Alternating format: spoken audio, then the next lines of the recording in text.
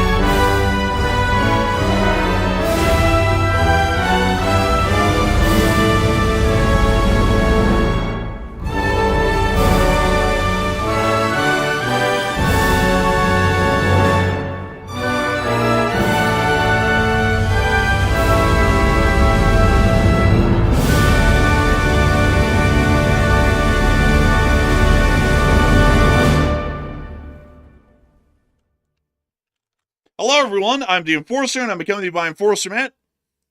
And good evening, folks. It's Enforcer Matt, and welcome back to day 1547 of the War News stream. And tonight we have very big news out of Iran and also big news out of Lithuania and NATO countries as well. We are seeing that Iran this evening has declared full control over the Strait of Hormuz, including the territorial waters of the Gulf states as well, in a major escalation. Also, Iran has launched a major attack on U.S.-backed Iraqi bases this evening. And also, we've heard that Lithuania has apparently been raided by drones from Belarus in a very big turn of events, I would say. But it's good to see you all once again. And of course, we're going to be covering the past 24 hours of the news from around the world, as we have been able to hear of significant developments from the Middle East, Eastern Europe, East Asia, and the Americas over the course of the day. We have been able to hear of significant developments within the Strait of Hormuz, as the Islamic Republic of Iran has officially announced today that they are now extending their area of control and annexation of the waters of the Strait of Hormuz, which is now including significant parts of the coastline of Oman in the UAE, which Iran is now claiming is under their direct control and jurisdiction.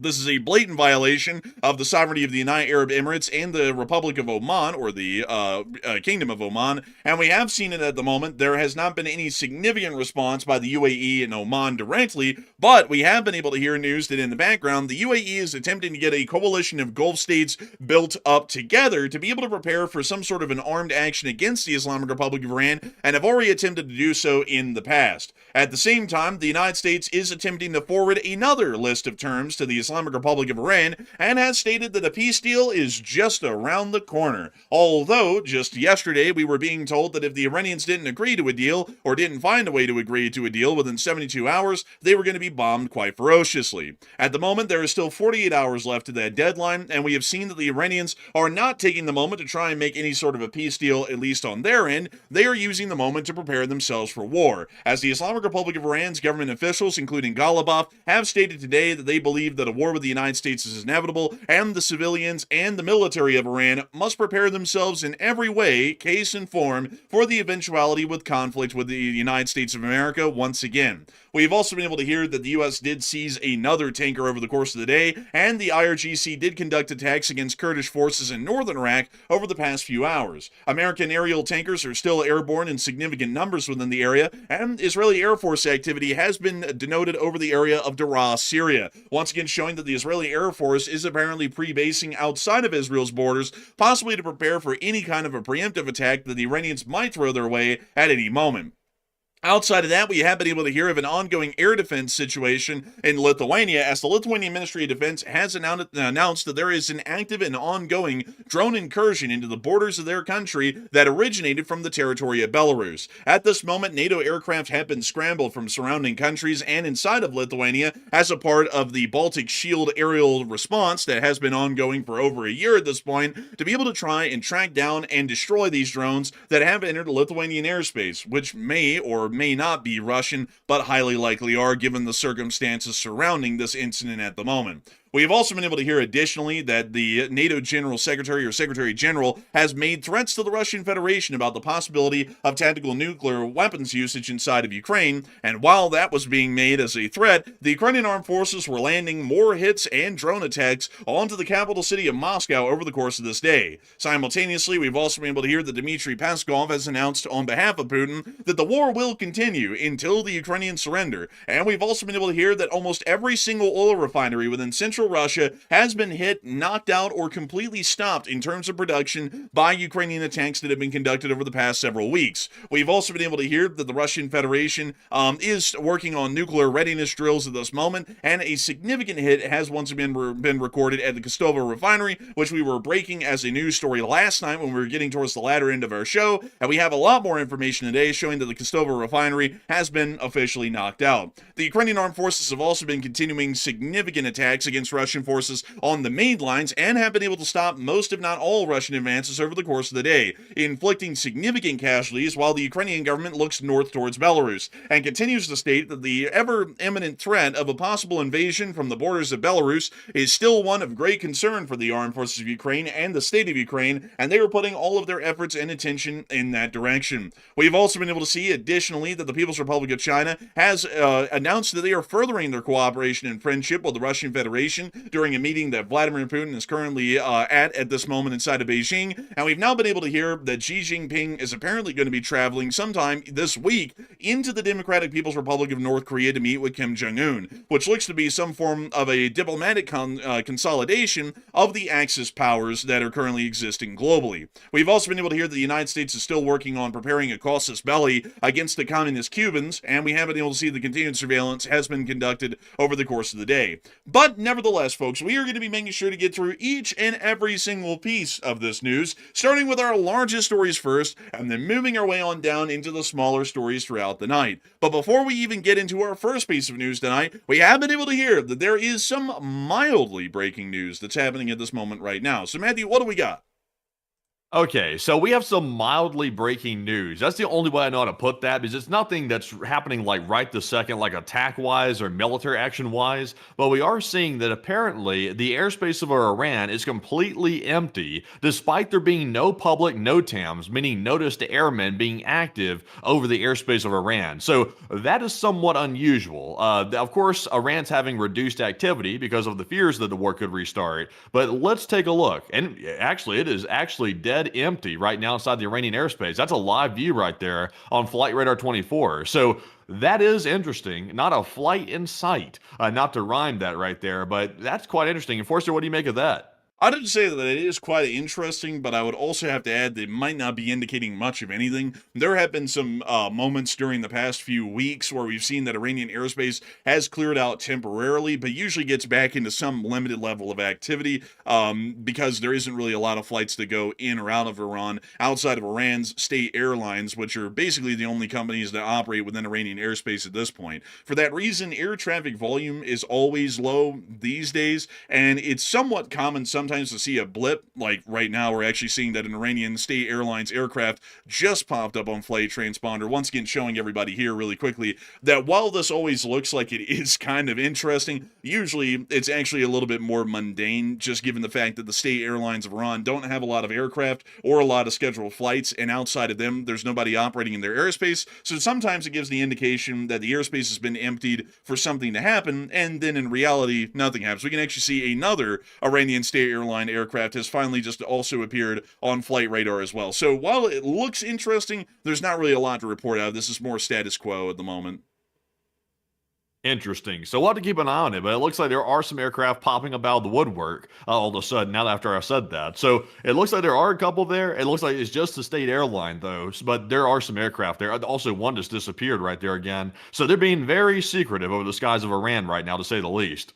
It does appear so. But moving us on out of that information right there, it is time for us to get on into our breaking news over the course of this day. And moving us on and into our largest story of the day, we are immediately going to be heading into the area of the Strait of Hormuz. As many of you all know, this is one of the largest topics and stories that's unfolding in the world every day. And currently, we do understand that the Islamic Republic of Iran is attempting to exert further influence over the Strait of Hormuz, while at the same time, the United States is insisting that a deal is just around the corner, and the hostilities are largely all but over at this point on their end. And we have been able to hear that over the course of this day, the Islamic Republic of Iran is now extending its zone of control. This was according to the Persian Gulf Strait Authority, which is the new authority that has been created by the Islamic Republic of Iran to be able to exert direct military control over the Strait of Hormuz and practically annex the waters around the area.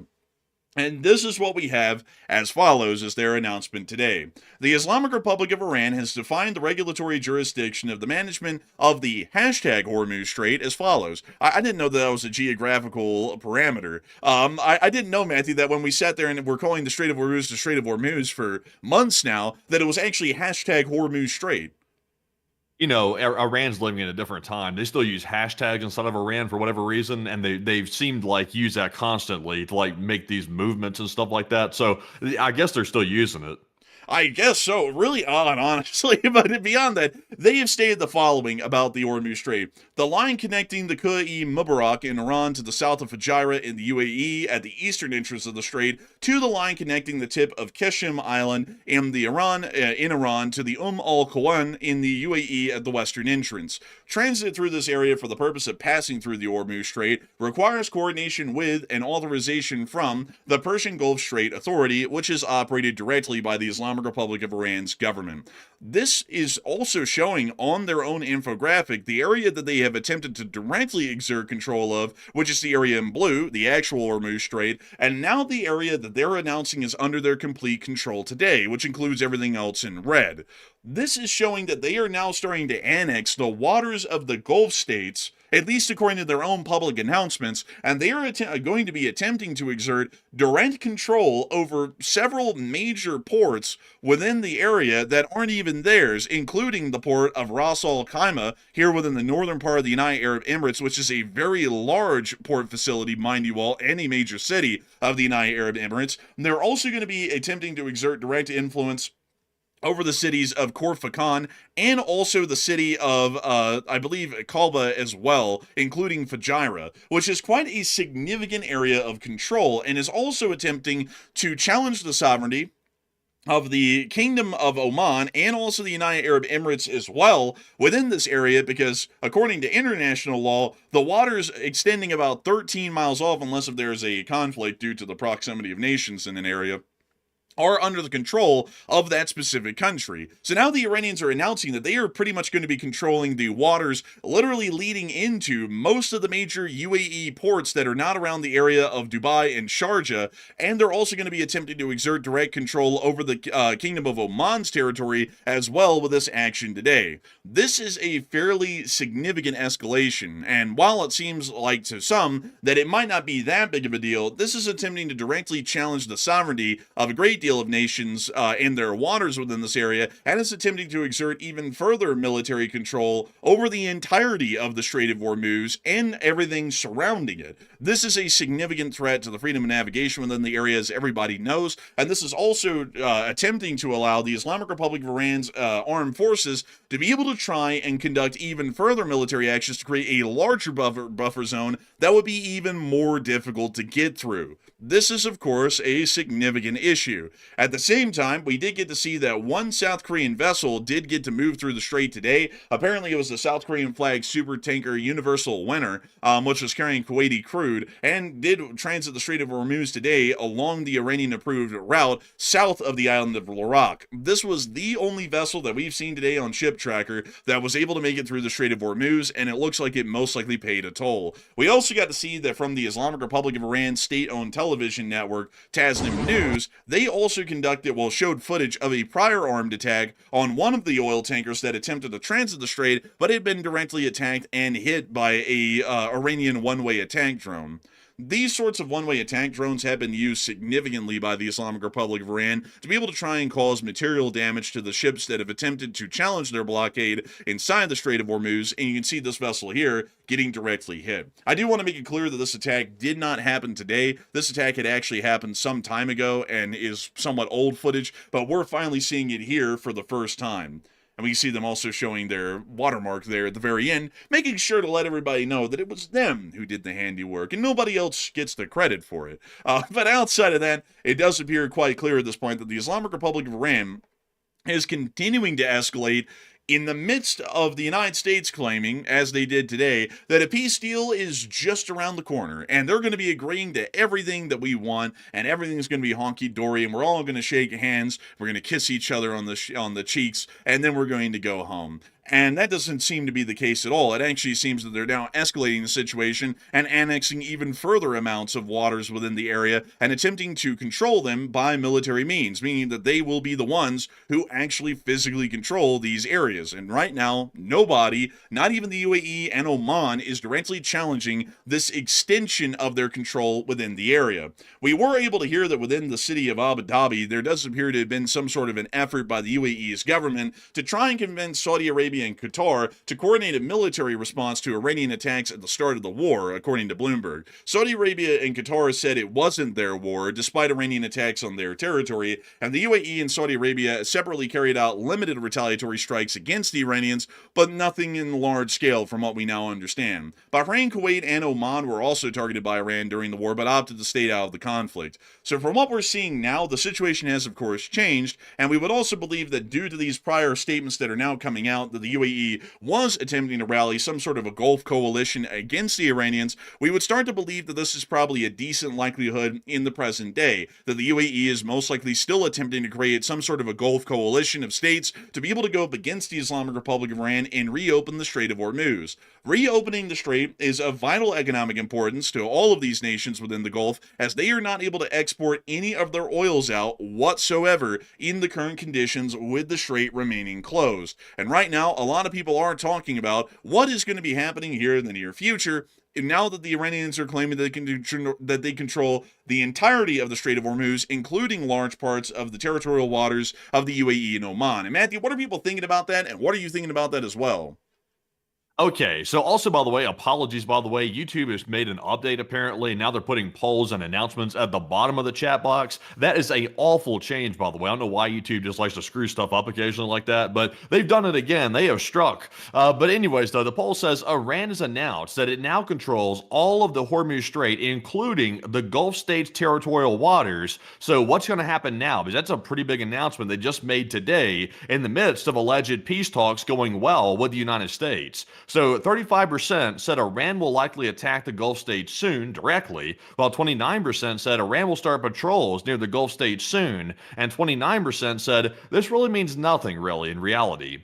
And it does mean something. What this means is Iran is solidifying their control even further over the Hormuz Strait. And not only that, but now they're threatening the sovereignty of the territorial waters of the Gulf states themselves. So this is actually worse than we thought. And now Iran has a semi-professional authority. I don't know what they're calling it, the Port Authority of Iran or something, that controls the Strait of Hormuz. Whatever it's called is irrelevant. It's just some fake body they came up with to control the strait. So I'm going to say that I believe Iran will likely start running patrols near the Gulf states' territorial waters just to show off, and we could see possible confrontations come out of that. Because obviously, if the Gulf states allow Iran to basically take over their waters, at that point, the Gulf states are letting Iran take over, some of their territory, basically, which would be insane, to say the least. So we haven't seen that yet. We're waiting to see what Iran's going to do to exercise control over the situation, but we'll have to see. But Enforcer, what say you?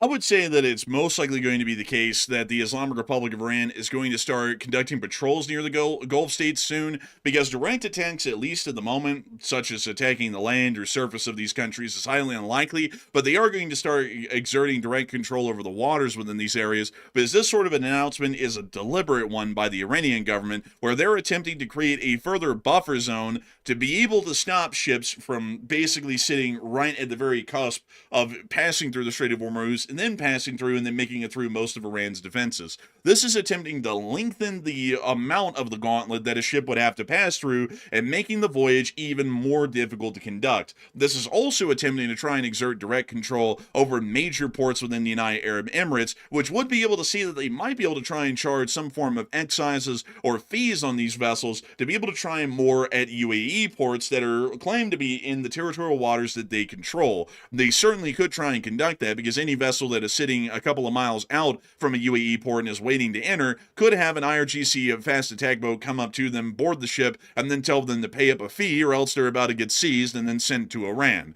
So I would say that that's most likely the high likelihood that's coming out of this at the moment. But I have to say, folks, that this is showing, as we've been saying for a while now, and it gets very exasperating, folks, to say this, because I know that all of us are on the same page here, but it's absolutely ridiculous to think that the government isn't on the same page. The Iranians are clearly not wanting to negotiate with the United States. They're working even harder to screw us over. Every single day that the folks in the White House talk whatever the hell they're saying each day, the Iranians are going to sleep every night thinking of another way to try and screw us over in the Strait of Hormuz. And they seem to be completely blind about that fact, and they just keep letting this go on. We have to conduct a military action to reopen the Strait of Hormuz, or we are screwed. There is no other way that this is going to go. There is no amount of thumbnails from any YouTube channel that says that the U.S. military just finished Iran that is going to reverse the fact that not a single oil tanker is going through the strait right now.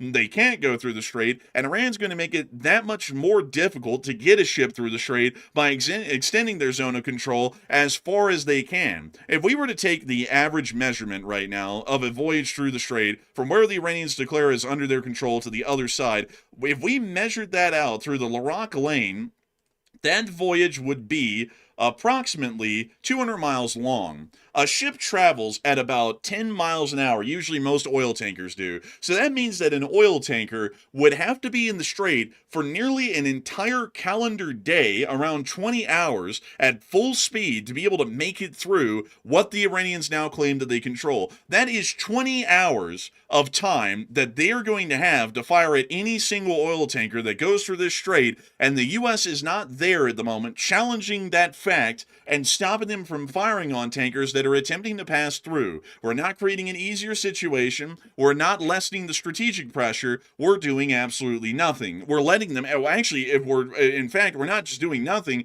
we're letting the Iranians actively work to try and find a way to screw us over even farther while we sit back and wait and do absolutely nothing to them, which is an absolute mistake and a complete embarrassment at this point, with how much the Iranians are taking advantage of the fact that the U.S. government just keeps just speaking mistruths to the public and saying that we're right around the corner to a peace deal, and then the next day the Iranians announced that they found a new way to try and screw us over out there in the strait. It's just not good. It's not a good situation at all. And in the meantime, while we are seeing that the situation is not good, we did get to hear that the president stated, if we don't get the right answers to the peace deal that we proposed today, it goes very quickly. We're all ready to go. This is only like the 90th time we've heard this in a month and a half. We also were able to hear additionally that at the same time, the U.S. did send a new proposal to Iran today, according to Tasnim News, and it does appear that at the moment we are waiting to see what the Iranians will respond with. I will tell you. Well, remember, you're forgetting something. You're forgetting a big detail right here. At the request of Pakistan. Oh, yes. At the request of Pakistan.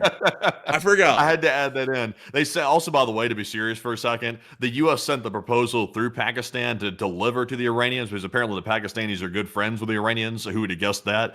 So that's who's delivering the new proposal. It's going to be the Pakistani delegation. They'll give it to the Iranians. The Iranians will spit on it. They'll give it back to the Pakistanis, and we'll take back the document, and we'll probably restart from square one again. So that's what's happening as we speak. Well, what's going to happen? What's going to happen is that the Pakistani guy who's carrying the deal over there, from what we're hearing right now, is going to show up in Tehran. He's going to say, "Here's all the U.S. terms. The U.S. terms are still maximalist on our end. We're still trying to achieve all of our war goals." From what we're hearing, the Iranians are going to go, "Wow, that's really neat. So here's our counter proposal. We want all of the sanctions lifted. We want all of our assets unfrozen. We want to control the Strait of Hormuz forever. We want all U.S. forces to withdraw from the region, and also." We want the U.S. to give us tons of money and reparations. Send that back and see what they think. They've done that at least 10 times now over the past month and a half. Now, there is a point, folks, when you have to say that mental competency has to be questioned if you get the same answer 10 times and you go for it an 11th time. If I went up to someone, folks, and I said, "Could you give me $5?" And then they said, "No," I'm not going to go up to them a second time even and ask them for $5. Their answer was no. That's what it is. When you go for the 11th time and ask them if you can get $5 and they've said no the past 10 times, and now you're going up to them an 11th time and asking them, "Can I get $5? Would y'all expect for the answer to finally be yes, or would y'all expect for it to be no, considering that we've heard no the past 10 times? We've heard no the past 10 times, so we're not getting $5. And in this situation, we've asked them to open up the strait, and we've asked them for a peace deal about 9 times at this point, and we have not seen them accept a single peace deal once. They've, in fact, rebutted every single one and then countered it with the most maximalist demands that they could aim on their end, which is showing us that diplomacy isn't going to work. It's achieving absolutely nothing at this moment, and that means that the only option we have is the resumption of armed conflict and forcing them to meet our demands by not having any armed forces left to be able to oppose us and our demands. That's quite literally the only option that we have left. And a lot of people seem to be talking about this at the moment right now, about the United States officials saying that they're hours away from some sort of a deal. And a lot of people are starting to talk about whether or not making a deal with the Iranians would be a good idea or a bad idea. And Matthew, what are people thinking about that at the moment right now? And what are you thinking about that as well? Okay, so we've heard today from a couple of different mainstream sources that allegedly the U.S. is hours away from a deal with Iran. So will it be a good or a bad decision? Because we don't know what the deal is going to include. The Iranians are out here saying that the deal is very favorable to them. We've also heard another detail that apparently the U.S. president allegedly had a phone call with Bibi Netanyahu last night, and according to some people that claim they have knowledge of the call, they said that Bibi's hair was on fire by the end of the call.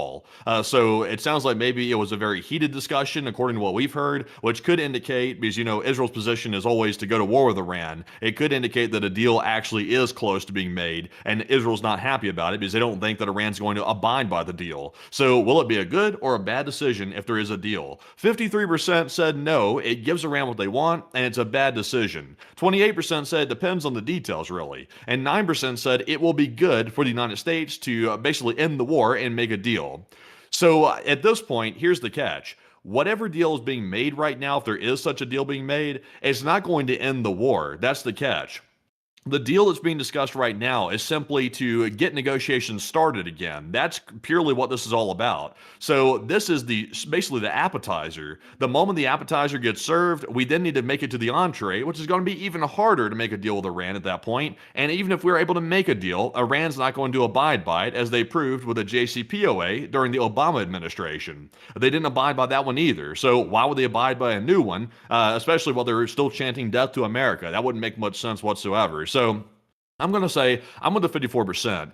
Making a deal with Iran right now is basically admitting defeat, in my opinion, because Iran is still solidifying control over Hormuz Strait. They're still threatening and launching attacks into Iraq at the U.S.-backed Kurdish positions, and their proxy forces are still launching attacks at Israel. So in reality, folks, what has changed? The only thing that's changed is the United States position in the Middle East has gotten severely weakened, and we've lost some service members in the process. And to make a deal at this point would be probably very bad for everybody. But Enforcer, what say you? I would have to be with the 54% that it gives the Iranians what they want, but I also have to add on, because I would generally agree with everything that Matthew said, but I have to add on here something that's very important in terms of strategy.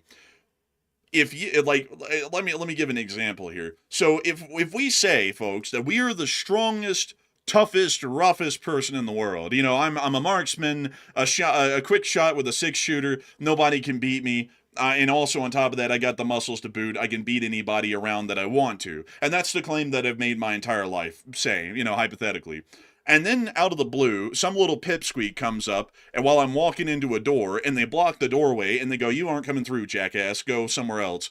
And I sit there and go, I'm the roughest, toughest guy, great with a 6-shooter, but I'm not going to shove around this little guy and throw him out of the doorway, because while I clearly could, and on top of that, I could rain fire on his whole family and burn his house down and whatnot, I'm not going to do that because I don't know. And then I just walk off. You look like a weakling. Like you completely shattered this entire image that the world has of you as this rough, tough, quick shot with a 6-shooter deal. You look like a wimp. And that's what we're in the situation with Iran right now. We can't just walk away without challenging their control of the Strait of Hormuz, because if we do that, then we have shown that the Iranians can do this at any time in the future, and we are completely powerless, mentally even, to challenge it and break the blockade. We have to just break the blockade at this point, not just for the actual practical purposes of reopening the strait. We have to do it for the strategic purpose of showing the world and showing the Iranians that this won't work. Because if we show them right now that this can work, and this is a significant leverage they have against us,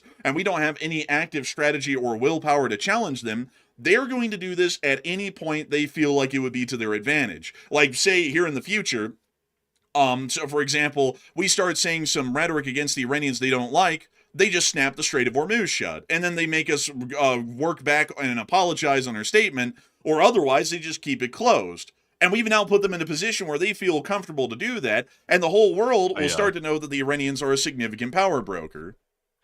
But let's be real, though. Let's be real. How many people watching the stream right now truly think that a deal is actually close? I mean, if we're being completely honest here, do we really believe that report? I personally really doubt it severely, but we're just examining the poll here, the hypothetical that if it is true by some, fluke, if it turns out to be true that they are actually close to a deal, then, would it be good or bad? But in reality, though, the odds of them being close to a deal is probably like 5%. Like, it's probably negligible for the most part, because we've heard this before. We've heard for over a month that they were close to a deal. And I see everybody in the chat, they're saying, hell no, nobody believes that. And I can see right here in the chat that literally nobody believes. I don't see a single yes in the chat. So I think that pretty much proves the point I'm trying to make right here, that it's probably a bunch of bogus. The U.S. either has to launch the attack or they have to keep stalling, one or the other. And like we were sort of saying last night, I hate to be a broken record, but the U.S. is probably stalling for a strategic reason, and they're probably holding off on attacks for that reason. Not because a deal's close, but because there's something else in the background that we have not been made aware of in the public. So that's my guess. I doubt a deal's close. Well, you know what? Also, this is like right here. This is because the 72. Let me just be frank with everybody here. The 72-hour deadline thing was bullshit. So now they've come up with this whole thing today of we're sending this peace deal to Iran. So that way, when the timer runs out on the 72 hours, which is 48 hours from now, they're then going to say, right now there's currently a deal on the table with the Iranians that they're looking at, and so it wouldn't really be a proper time to restart attacks. So at the request of Pakistan, we stop this one again, and we're going to give them another week until we obliterate them and wipe them off the face of the planet to agree to some. That's probably how this is going to go again, I would assume at this point, because I would also have to agree with everybody. I don't think a deal is coming around the corner, and if it was coming around the corner, that would be worse than no deal coming around the corner, at least with what we're seeing right now and how that would turn out. That would be worse than actually just continuing on the war or just continuing on floundering around right now until we figure out what we want to do. But moving us on out of that and getting us back. Also, by the way, I gotta say, I didn't mean to set the chat off. Like, the chat just went berserk when I just asked that question right there. People were vehemently saying no to that question right there. Like, people do not believe that a deal's close. Like, it's wild. I've not seen the chat move that fast in probably ages with that one right there. That was wild.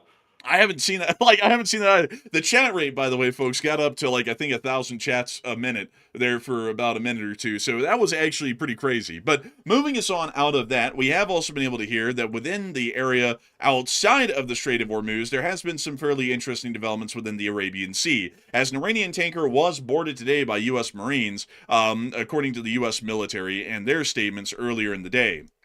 We've also been able to additionally see that airborne tankers were up and operational near to Kuwait today, most likely sustaining combat air operations within the area. And we additionally got reports out of the capital of Iran on what their position is at the moment publicly.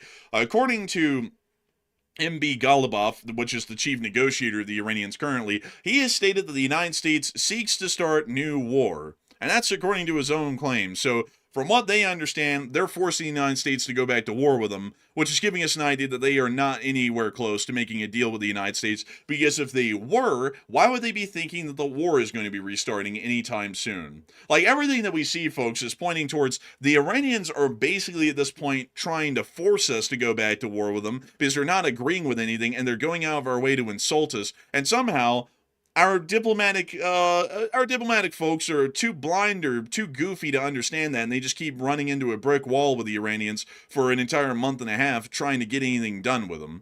We also were able to see that another statement was made by MB Ghalibaf, where he once again stated that the country needs to raise security readiness for possible upcoming attacks, once again showing that they are working off the concept they're largely trying to force the United States back into a war with them at this point, because they're not budging on any of their talking points or any of their demands from the United States, and that would generally lead most people to assume that the war would restart at some point in the future. We also were able to see that they held another little pro-regime rally today inside of Tehran. As many of y'all know, a lot of this is generally staged. They tell people to get out of their workplaces and go to this rally or they're going to lose their job. That's usually how it works in authoritarian countries like this, but we were able to see it right here.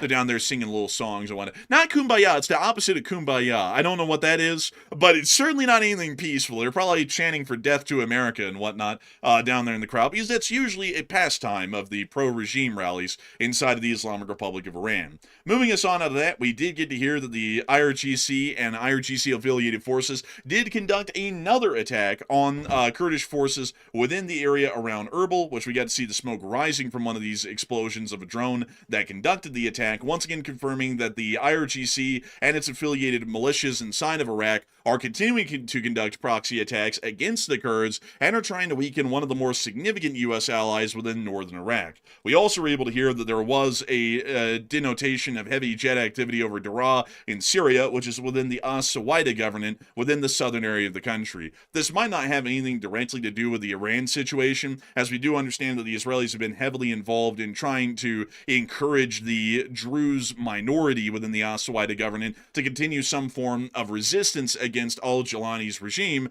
for reasons that we haven't really been able to iron down exactly at the moment as to why that's being done, but still that's largely an ongoing objective of the Israelis at this moment, and there has been significant support for the Druze inside of southern Syria as a result of a great deal of other actions historically that are a significant rabbit hole. But moving us on out of all of this, this is generally the picture that we are getting out of the Middle East for the day. But a lot of people are still talking about the attack that the IRGC has conducted on Kurdish forces within northern Iraq. And a lot of people are wondering what in the world is going on with the fact that the U.S. has not responded to any of the attacks that the IRGC has conducted on the Kurdish allied forces that we have within northern Iraq. And Matthew, what are people thinking about that at the moment? And what are you thinking about that as well? Okay, so in the midst of the alleged ceasefire still being in place, which at this point, I don't really think it's really in place. I think most people are kind of in agreement on that. Iran has launched yet another attack on U.S. backed Kurdish forces in Iraq this time, and the U.S. did not respond to it from the looks of it. So, what are your thoughts? 71% said the U.S. should have responded to it and also, took care of the situation. 14% said the attack was not worth responding to, and 7% said the U.S. should only defend their sites only and let that be it. So here's the catch with this. The U.S.-backed Kurdish forces, they were allegedly, according to what we heard from U.S. officials, just supplied with a new round of weapons to give to the Iranian civilians to try to cause another uprising inside of Iran. So they're supposed to be doing that right now, and Iran just launched a brand new attack on those forces, and the U.S. largely did not respond to it. So I mean, if we're wanting the Kurds to come to our side, leaving them in the wide open and letting them get basically taking pot shots at by the Iranians, probably isn't the best way to go about getting their favor. So I think the U.S. should have responded to it. I would say, and of course, this is near U.S. positions, by the way. I would say that they probably should have responded, but we really haven't seen a response, which is kind of interesting. So I'm with the 71%. But Enforcer, what say you? We must help them. They've been curdling in the sun for some time, and it's time to say that we've had enough of a way that we need to go in and we must respond. There's a cheese joke in that. But all seriousness, I would say that the United States has to respond at some point. I would have to say, folks, there's a million things that the U.S. should have responded to. The Iranians have conducted direct drone attacks on the UAE, on the Saudi Arabia, on Qatar, Bahrain, Kuwait, and also Iraq, and the Kurds, over the course of the entirety of the ceasefire. There has been dozens of ceasefire violations at this point that the Iranians have conducted directly from their soil over the entirety of the ceasefire. Any single one of those is a flat-out violation of the ceasefire and should have deserved a response in any normal world, but for some reason the United States is working in a world of fantasy to where Iranian attacks are not Iranian attacks and attacks on our allies don't exist. And apparently that's so aggravating to enough of our allies that countries like Saudi Arabia and Kuwait, for a temporary time, actually revoked the U.S.'s rights to be able to operate our forces off of their soil for some time as a response to these sorts of actions, and also the fact that they're not being let in the know by the United States on what's going on and what they plan on doing within the region anytime soon. And that right there ought to be giving us an indication that we have to start responding at some point, because if we don't respond, a lot of our Middle Eastern allies are going to start viewing us as incredibly weak. I mean, if they didn't have any reason to look at us that way under the last administration, which was already quite weak in their responses against Iran during that period of time, they're certainly getting a very good argument for that right now in the current administration, because we went from complete inaction, which is a sign of weakness in the last administration, to overt actions that are now showing direct signs of weakness in the current administration. Both of them are not good for the U.S.'s position and long-term longevity of our sphere of influence within the Middle East, and it's probably going to be making the argument for a lot of Middle Eastern countries, from our silence and inactivity, that they might be better off security-wise with the People's Republic of China than they would be with us. And that would be a humongous thing to lose in the long run strategically, is seeing that all of these Middle Eastern free oil-producing countries that are currently aligned with us begin to become aligned with the Chinese. That's not going to be a great thing in the long run for us, and it would be massively beneficial to the Axis powers. Moving us on out of the Middle East, however, we have also been able to hear of some very interesting developments up in Lithuania. And moving us on up into Europe for a brief moment, we did get to hear the following announcement today from the Lithuanian Ministry of Defense. Lithuania has issued an air alert in parts of the country after a suspected drone approaching from Belarus was detected near the border. NATO Baltic air policing has been activated. Right now, at the moment, we understand that Lithuanian air defenses have apparently identified some drones that were crossing over the Belarusian border into Lithuania sometime recently, and we have been able to hear that a part of the Baltic Air Policing Detachment, which is a multinational air coalition made up of a significant amount of NATO partners, has scrambled fighter aircraft to be able to defend the skies of Lithuania. I do have to make it clear, Lithuania does not have an active or operational air force of fixed-wing air defense aircraft. That's usually something that has to be outsourced to other NATO allies, for example, the Republic of Poland, the Republic of France, the Greeks, the Romanians, and other countries that are a part of the Baltic Air Policing campaign over the Baltics, because actually none of the Baltic states actually have an active air force at the moment. They do have helicopters and stuff and some transport aircraft. Lithuania actually has transport aircraft, but that will do nothing in terms of active aerial air-to-air drone defense. So we do understand that there are some aircraft that have been scrambled as a result of this in the moment, and there is a decent amount of conjecture right now on what is really going on in the skies over Lithuania. We do know that there are drones making their way through Belarus, and we have to give the fact, folks, that we do not know exactly whose drones these are. And of course, everyone's going to say, well, obviously the Russian and Belarusian. But I do have to make it clear, the prior incursions that have been conducted mostly by Ukrainian drones that have been diverted due to electronic warfare into the skies of Latvia and Estonia are starting to lead to a slight statistical probability that drones coming through Belarusian airspace into Lithuania could possibly be Ukrainian. We're not entirely sure on that, but there is about a 10 to 15% chance that they could be Ukrainian. The remainder of the 85% is highly likely Russian or Belarusian drones that are making their way into Lithuania.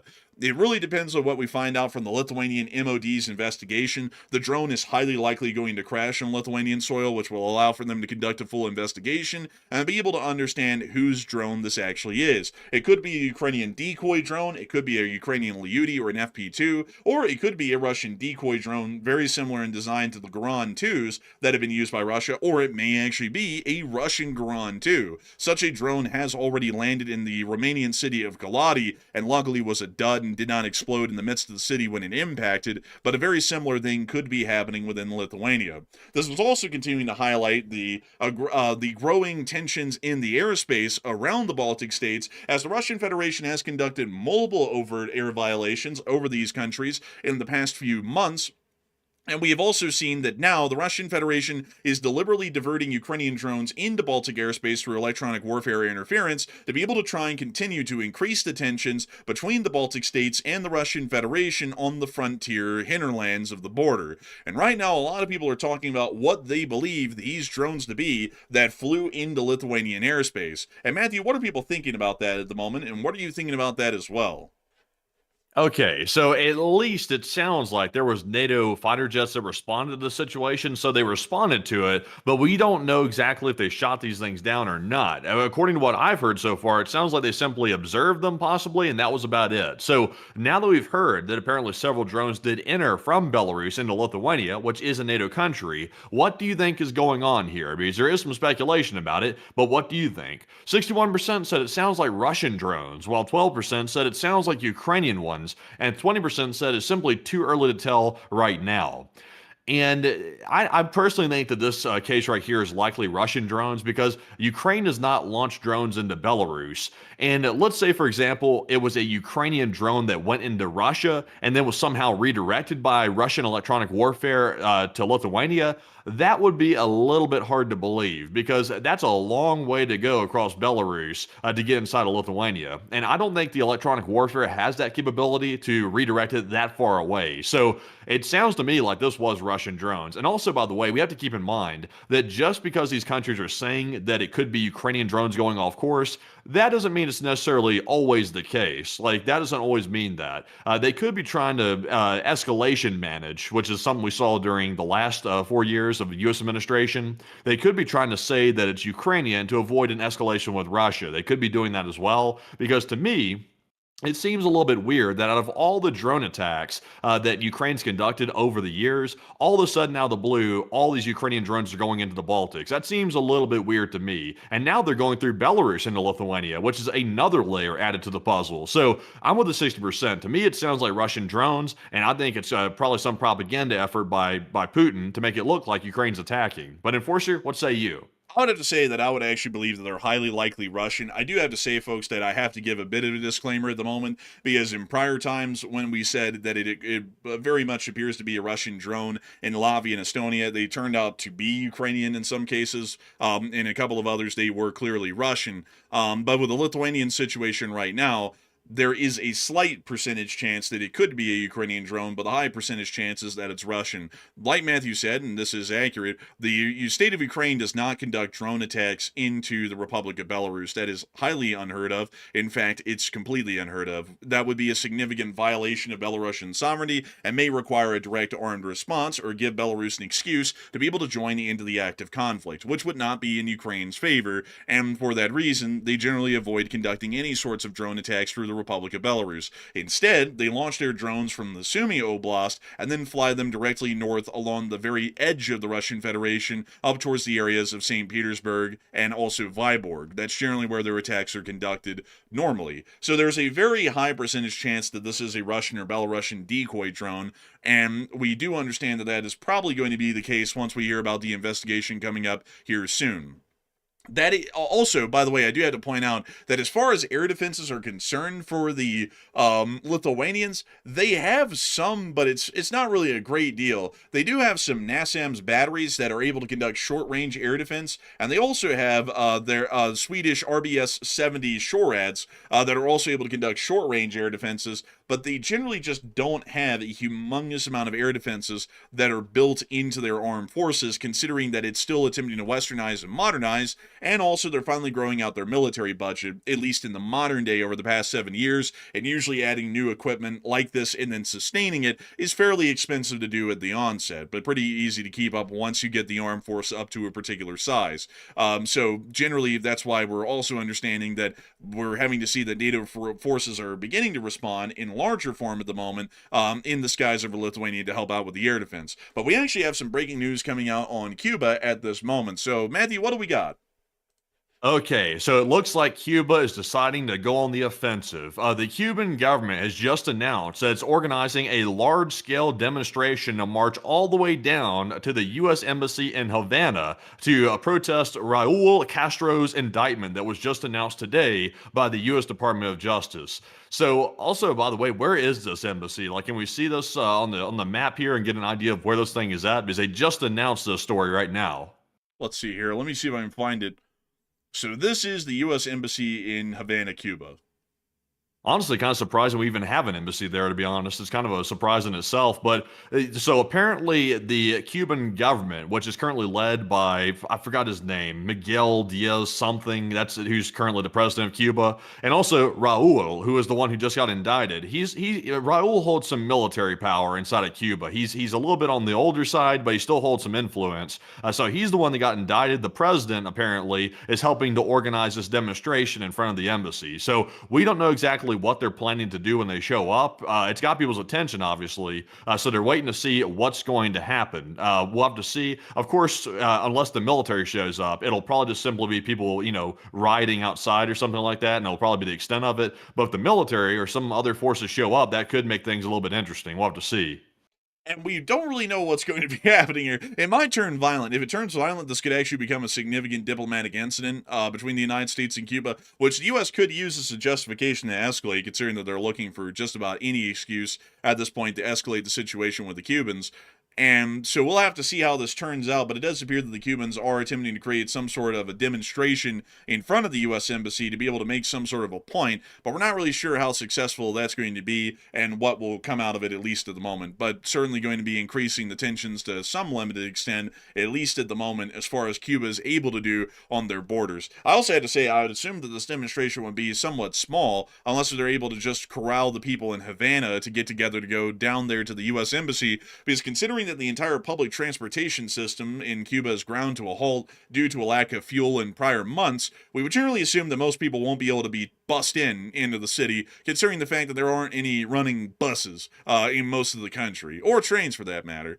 So generally, I think that the demonstration, we'll have to see how it goes. I think it might not be that big unless they're able to get a whole bunch of people in the city of Havana to just walk there. But anyways, moving us on out of the news in Havana, Cuba, it is time for us to finally move on out of the Middle East and on into the rest of the news that we have out of Lithuania as well and elsewhere in Europe. But before we get on into the rest of our news, I do have to say that we're entirely honored and greatly appreciative to know that so many people have been here and watching this channel over the course of the night. We've had a peak viewership tonight of 60 16,000 people, and 56,000 people have watched the stream over the first hour. We're always honored and extremely appreciative to know that so many people continue to consider this channel to be their primary source of news, and I hope that you've been enjoying it a great deal tonight. Now, before we move on into the rest of our news, because we still have a couple of things to cover in Europe, and then a great deal to cover about Cuba, which is pretty on point at this point, we are going to be making sure to get to talk to a couple of people in the chat. We're going to be getting 3 questions from the chat, and then moving on to the rest of the news that we have for the night. So, Matthew, what do we got? All right, so jumping into our first super chat of the night, this one's going to go to Ghostbuster, and thank you very much, Ghostbuster, for that $50 support, and we do appreciate it very much. I can't recall, but I think that might be your first ever super chat on the channel, and we do appreciate that, of course, because that does help keep the channel running. And Ghostbuster said, LSA 2-ish plus years, and do you have a different page with your old videos? I'm trying to educate somebody, and I don't see many of your old videos, and how do I find the videos of the Korean columns? Thank you so much for the incredible support, Ghostbuster, and they should be there because our channel keeps every single one of the videos that we upload unless if YouTube takes it down, and YouTube is very rarely taking down anything of ours. I think at some of our very earliest streams, like in the first week, a couple of those were taken down by YouTube for myriads of reasons. For some reason, I forgot what their explanation even really was, but most of them should be available and visible, including our short war videos. If it looks like there's any gaps in short war video coverage, it isn't that those videos are hidden. It's just that we don't make the short war videos consistently. We kind of just make them whenever we can get enough news. And sometimes we could go on a dry spell for like a week and a half before a video comes out again, because there's just not enough news to make a video in the midday sometimes. So I hope that helps to answer the question fairly well, because all of our live streams are still visible and public here on the channel, and also all of our short war videos are as well. So a humongous thanks to you for the support. I hope that does address that incredibly well, and I hope that you can find the Korean column stuff, because the live streams are there, and I'm pretty sure that they'll have something about the Koreans in the title, because that was a pretty big thing when it was happening back in the day when the Koreans got involved in the conflict during the Battle of Kursk. So if you want to find that the easiest way, I think the best thing to do would be just pull up on YouTube, and let me go pull it up here on the side to go see, so that way I can try and help get an answer on this. The Enforcer, North Korean Kursk. Let me type that in, see if it gets it for me. Oh yeah, look at that. Yeah, actually, you can just find it right here. I just typed in The Enforcer, North Korean Kursk, and it literally pulls up every single one of our live streams, short war videos, and everything else in between that talks about the North Koreans in the Battle of Kursk. So I hope that does give you the best answer that we can. And once you find this live stream right here, you can pretty much find the rest of them, because they were heavily engaged in the Battle of Suja, or the Battle of Kursk as it's called, for a while. And then we ended up, stopping our coverage on them, because most of them got wounded and killed. And so they weren't really an active fighting unit anymore on the front after a couple of weeks of being engaged against Ukrainian forces. So I hope that does address that the best I can. And a humongous thanks to you so much once again for the support and helping this channel to keep on running. And with that, we are on to the next one. We also have a $20 support from Music Uploader, and thank you very much, Music Uploader, as well, for that $20 support. They said, question, if willful protesters can get bailed out, then how come they can't bail out us truckers? Forcing the market to resist our higher freight price bids to keep inflation low isn't a tactic. It's doing damage to the economy. LSA. And I gotta say, it's a good question, and the answer is because the government doesn't ever really know much of what it's doing these days, unfortunately, as far as what kind of damage they're inflicting and how to mitigate that, or anything along those lines. They really don't do much of anything with that. You know, it's always funny, because there was an old saying I used to hear, and I really didn't subscribe to it, but nowadays I'm starting to become a big subscriber. When any of us fail out here and our business implodes, then that's just the work of capitalism. But God forbid the poor, innocent shareholders see their company implode, then the government's got to give them a bailout. And I don't really know why that's well, we all know why that's the case. That's because those are the people who lobby to get those people elected. But for the rest of us out here, we just have to work with the raw capitalist system, which sometimes they can kind of screw us over by, making bad decisions, raising the prices of things directly by their own bad decisions and planning, and then we basically obviously have to pay the outcomes and the results there. But a huge thanks to you for support, and how about this channel keep on running, Music Uploader, and I hope that it does address that the best I can. But long live the Lee Spring Army. The Lee Spring Army will never truly die. And with that, we are on to the last question of the segment, and then we're going to be moving on into the rest of the news for the night. All right, and this one goes to Fred Johnson. And thank you very much, Fred, as well, for the 20. And he said, I had fun with NATO and Norway today. Got coins saying Hill Air Force Base, Utah FMS. That's also pretty cool, by the way. That's out here where we are. He said, Precision Guided Munitions Technical Coordination Group and Naval Surface Warfare Center, Indian Division. And what are they here to sell? They're there to sell guns, and lots of them. Like they're there to try and win over the hearts and minds of the Norwegian people. And that's really cool that you actually got to run into some folks that were apparently from Hill Air Force Base. Hill Air Force Base is just south of Ogden, Utah. We are in the Salt Lake City area, in what I call the Bowl. But the way up there, just south of Ogden, is Hill Air Force Base, and that is actually really cool. They base a lot of F-35s out of Hill, and a couple of other, I believe, squadrons as well. It's a very big air base as far as they go here in the States, and they also have a significant ammunition depot and storage here as well, which is operated as a part of the Hill Air Force Base kind of complex. So really neat, honestly, that you got to get one of those coins. And as far as the Precision Guided Munitions Technical Coordination Group and the Naval Surface Warfare Center, Indian Division. The Naval Surface Warfare Center, I believe, is based somewhere around Annapolis, Maryland, if I'm not mistaken. It's somewhere around the Washington, D.C. area. I'll have to say, to give the broadest scope I can, because I don't know exactly where that one is, it's somewhere between Annapolis, Maryland, and Norfolk. I'm not really sure outside of that, and that's a pretty big swath, but it's somewhere within that area. And the other one, the Precision Guided Munitions Group, I wouldn't know where that one is, but that's really cool to hear that you got some coins, and we're able to hang out with NATO forces today in Norway. And so a humongous thanks to you so much for the support and help with this channel keep on running, and I hope that does address that incredibly well. And with that, it is time for us to get on into the rest of the news for the night, and moving us on into Belgium, we were able to hear at the NATO headquarters in Brussels today that NATO Secretary General warned Russia of devastating consequences if nuclear weapons are used against Ukraine, and he said, well, Russians, know if that happens, the reaction is devastating. Of course, we follow that exercise, and we're monitoring what is happening. This is because right now in Russia, there's an ongoing nuclear readiness exercise at the moment, and so this statement was made as a response to that. As far as Western responses, I would hope that they're pretty severe, and I would hope that they'd follow through with what the Secretary General is claiming in NATO. At the same time, we have been able to see that some of the foreign policy actions, rhetoric, and statements from the United States recently has started to kind of bite into Boeing's contracts in the long term. Italy has actually canceled their bid for Boeing aircraft, and have actually went and bought 6 Airbus A330 Voyager tankers in replacement for $1.4 billion. The Italian Ministry of Defense has awarded a contract to Airbus for the planned procurement of a fleet of 6 A330 multi-role tanker transport aircraft as a part of a deal valued at $1.6 billion US dollars or 1.4 billion euros, including 10 years of support services. The Italians initially intended to acquire the Boeing-made KC-46 Pegasus tankers in 2022. However, by December of 2024, the procurement was abruptly halted due to changed and unforeseen needs. Italy will now become the 19th nation to operate the A330 tankers, and will be gradually replacing their older 767-based tankers that they've been running for some time.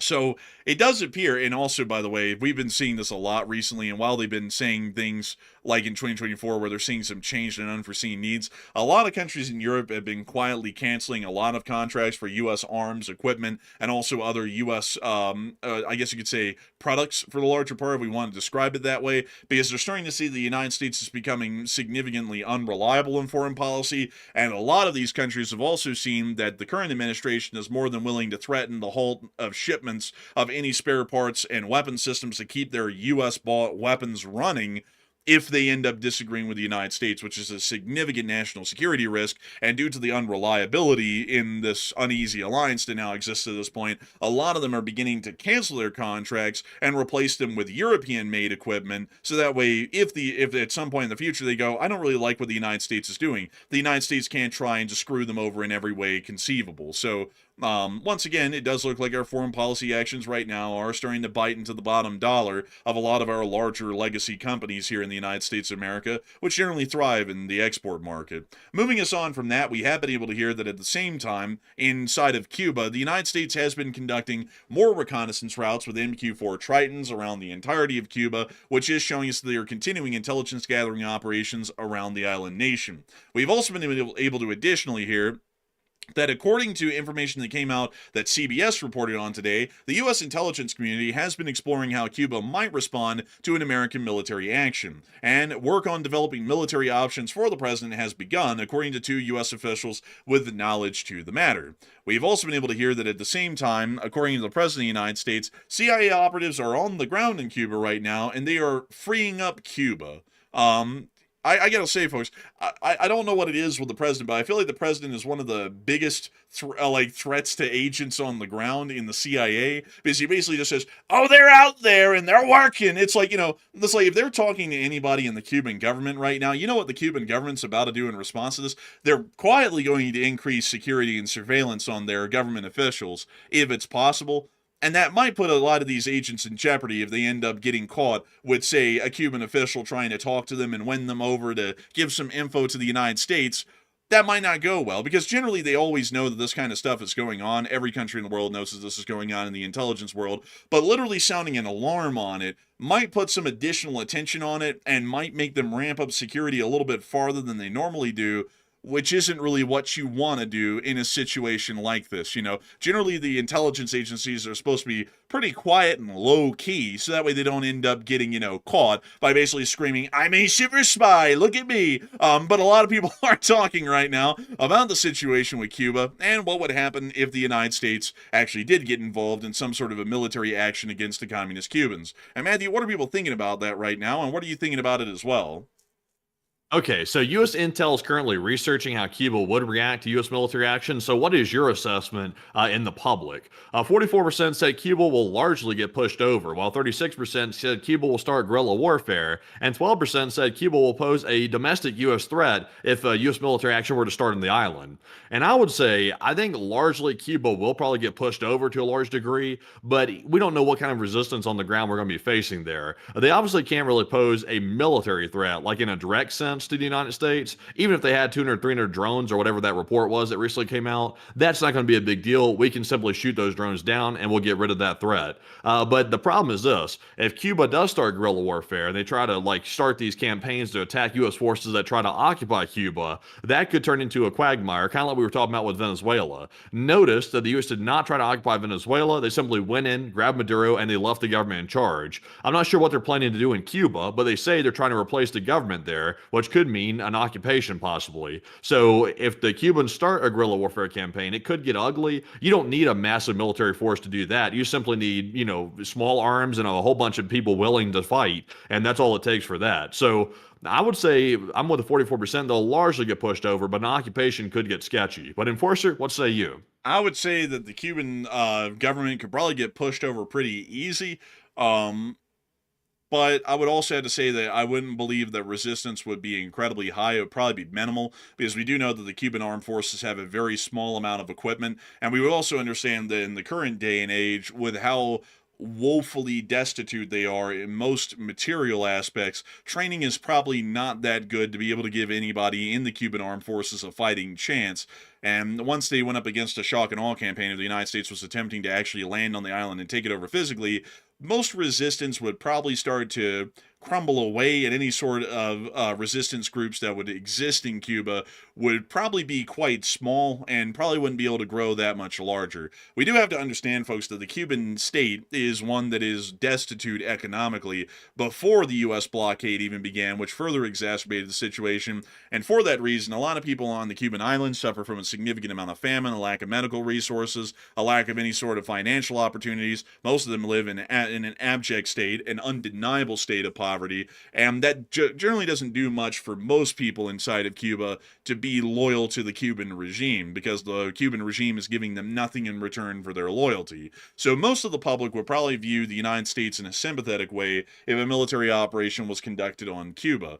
But the problem is, folks, is that should we be conducting a military operation on Cuba, in the moment right now? And the answer would generally be no, because we have a lot more going on around the world. There's a lot of larger fish to fry. We have a possible conflict coming up with the Chinese in the future over Taiwan. We have a possible conflict on the face of Europe coming up because of the Russians' escalations against NATO that have been conducted recently. And we're also still in the ongoing war against Iran, which is a very consumptive in terms of resources and requires a significant amount of munitions to be able to fight that conflict. Wasting munitions and manpower in hours of personnel on the ground inside of Cuba to be able to conduct a military operation to take the island and then occupy it for a new government to be installed would achieve basically nothing in strategy for the United States of America at the moment, as the Cubans do not pose a significant threat militarily, strategically, or economically at this moment within the area, and we have not seen that the Communist Chinese or the Russian Federation have been attempting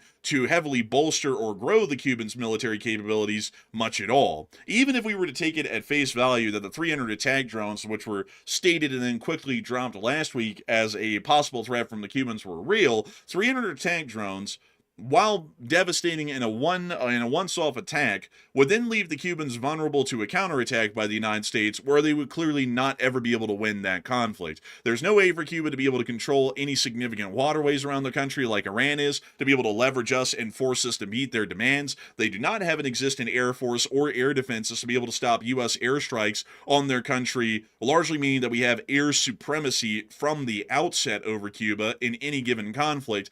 And we also understand that their armed forces are not even motorized. They are quite literally foot infantry, which is something from yesteryear, back before the era of industrialization, which would mean that they would be highly immobile, low morale, low equipped, poorly supplied. They probably wouldn't even be able to maneuver around the island to speak of, and that means they would most likely break and start going for the hills once they met any sort of significant infantry battle on the ground inside of Cuba. So I would have to say, with that kind of an absolutely horrific situation that the Cubans are looking at, they're in no position to pose us a strategic threat at the moment right now. That picture would change if we found out that the Russians were giving them some sort of advanced equipment, or the Chinese. But right now, we're just not seeing that. It just doesn't pose a big enough threat to be able to make any sort of military action worthwhile and the waste of time and resources. But moving us on out of Cuba, we have also been able to hear that at the same time, the Strategic Petroleum Reserve of the United States is seeing a significant drop in availability of oil. Over the past week, the United States Strategic Petroleum Reserve has drained a record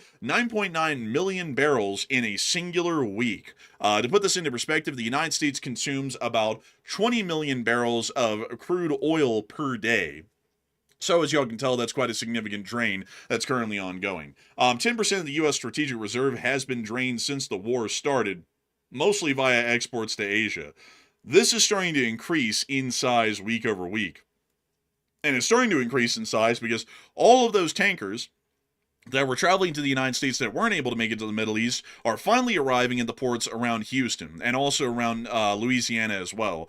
They're starting to load up with oil here in the United States of America, which we are producing at record numbers currently, but the United States only produces on the daily 13.5 million barrels of crude oil. We produce about 20 million barrels of petroleum products every day, but technically liquefied natural gas is a petroleum product, and that's what makes the number look like we're a net exporter. We're a net exporter of liquefied natural gas. We're not a net exporter of crude oil, and that's where the problem comes in. Right now, we're seeing that the Strategic Oil Reserve is being depleted at significant rates weekly, and at this current rate, we would most likely assume that the Strategic Oil Reserves will start to run dangerously low if this continues to increase day by day and week by week, sometime around the month of July, according to the last reports that analysts were able to make on the current drain on strategic petroleum reserves, meaning that by the time of mid-July, we'll most likely start to see that physical shortages will reach the larger part of the country, and even if a price is fixed to where fuel has to be at a set rate, physically, the fuel will not be available to meet the consumption across the United States, meaning that either rationing will have to take place, or you'll just have to be really lucky and get to a gas station that has some gas at the time that you pull up. Otherwise, there just might not be anything there. So Moving on from that news here in the United States of America, it is also time for us to get on into the news coming on out of the rest of the world today, including the People's Republic of China, before we get on into the news that came out of the war in Ukraine. According to information that we were able to get over the course of this day, we were able to hear that Xi Jinping and Putin are going to be increasing relations. This little video here actually shows them signing an agreement that's supposed to increase Russo-Sino relations between the two countries. This was right after the visit by the President of the United States just last week, where the United States of America stated that we were going to be increasing economic cooperation with the People's Republic of China and making the People's Republic great again. We've also been able to see that after this meeting to increase relations in some direct form with the Russian Federation and the People's Republic of China, it was then announced that Xi Jinping was going to be making a visit to the Fat One in North Korea as early as next week. So it looks like now... Wow. Has that ever happened before, or is that something new? Xi's gone to Pyongyang a couple of years ago, but this is a fairly rare thing. This isn't done normally. Yeah, I was about to say, I've never really heard of that happening very often at all. So that's kind of interesting that Xi's going to him instead of the other way around. Yeah, it is interesting, you know? Like, it is very interesting. But I have to say, folks, that as far as the strategy in foreign policy is going, I think you can kind of get an idea of what the Chinese are doing right now. They just had Putin come to China and meet with them and then state that they're going to be increasing relations. Now Xi is going to be going to North Korea, probably with the same aim of achieving the same goal with North Korea of an announcement of an increasing of relations. This is clearly showing that they're solidifying an Axis power in front of our very eyes right now. We've known about this group for years. It's existed for decades for the larger part, but they're starting to solidify it and formalize it at this point with these sorts of increased agreements of cooperation between these countries. They're clearly creating a group that is attempting to challenge and undermine the United States and our allies globally. We should not be trying to increase relations with a country like that, because we're going to be put at a crossroads in the future to where we either have to sever those relations, which will be a lot more painful then because we'll have grown them to be larger and therefore more destructive to get rid of, or we have to decrease our relations with them to where when we have to make that inevitable decision to split paths with them, it is not as destructive or damaging to the U.S. economy as it would have been in the current situation that we're starting to work on right now. This is once again showing us, as we've seen for a while, that increased cooperation with the People's Republic of China is not a wise idea for long-term U.S. strategic interests in East Asia and also globally, considering that the Chinese are starting to form themselves as a global threat to U.S. hegemony and also our sphere of influence. Moving us on out of that news in the People's Republic of China, it is finally time for us to get on to the war in Ukraine. And we have quite a lot of news that came out of the war in Ukraine today. We're going to be getting to the good one first. I mean, all of it's good, but we're going to be getting to the really good one today first. According to the news that we have gotten out of Kostovo, I was about to say Rostovo, but Kostovo, the Kostovo refinery has been effectively knocked out. We were able to see some additional backup footage here, but let me get y'all to this clip right here. A couple of fresh ones. Would you look at that? What the There it goes. Look at that. A drone over the skies of a beautiful Russian city. And we see right here another drone coming on in. We can also see it right there as well. It's just a plane, that's all. Don't look up, comrades. You'll be okay. Everybody will be okay, but it did hit the Kostovo refinery, and it did knock it out, which is another refinery in central Russia that is not going to be functioning or operational for any time in the future, at least for now, probably for the next several weeks, because it appears that these drones were able to attack and hit some sort of critical infrastructure within the refinery. It wasn't a condenser, so it's most likely moderate damage, not heavy damage, but it will be knocking out the refinery for some time. And this brings us to bombshell report out of central Russia that came out today. According to what we've been able to hear from Reuters, virtually all major oil refineries in central Russia have been forced to halt or scale back fuel output following Ukrainian drone attacks in recent days. The combined capacity of refineries that have fully or partially halted operations exceed 83 million metric tons per year, or around 238,000 tons per day. And that accounts for around 1/4 of Russia's oil refining capacity, according to data and sources who spoke on condition of anonymity. So it is clear at this point that the Russians are hemorrhaging usable fuel products inside their country on the daily at this point because their refineries are simply not able to keep up with the strain that is being caused by these attacks. They're not able to keep up with the demand from the Russian public and the military for the war effort, and that means that right now they are running on fumes for the larger part on their strategic fuel reserves. They've already been bleeding them for some time now, and when I mean strategic fuel reserves, I do not mean oil, folks. I mean things like gasoline, diesel, and aviation-grade jet fuel. They're running low on things that you can actually put in the tank of a vehicle and run them from, which is not good for them at all. It means that rationing is going to have to happen at some point, probably in the immediate future. Otherwise, they are going to start running out of material fuel to be able to use for their economy, which is hardly staying alive at this point, and their military, which must have fuel to be able to maneuver and fight properly and to supply themselves properly inside of Ukraine. It's getting fairly clear at this point. The Russians' position, as usual, is continuing to worsen and not looking all too well for them in the long run. And a lot of people are currently talking on their thoughts on this situation at the moment. And Matthew, what are people thinking about that? And what are you thinking about that as well? So while the Russians are having a hard time refining their petroleum products, the Ukrainians are having a fantastic time refining their attack techniques. That's a nice, smooth way to put it, I would say. But central Russia right now is literally halted completely at the major Russian refineries due to these recent attacks. And what are your thoughts? 48% said Ukraine must continue the attacks in order for this to become permanent, while 30% said it'll become permanent already, and 17% said it's likely only temporary.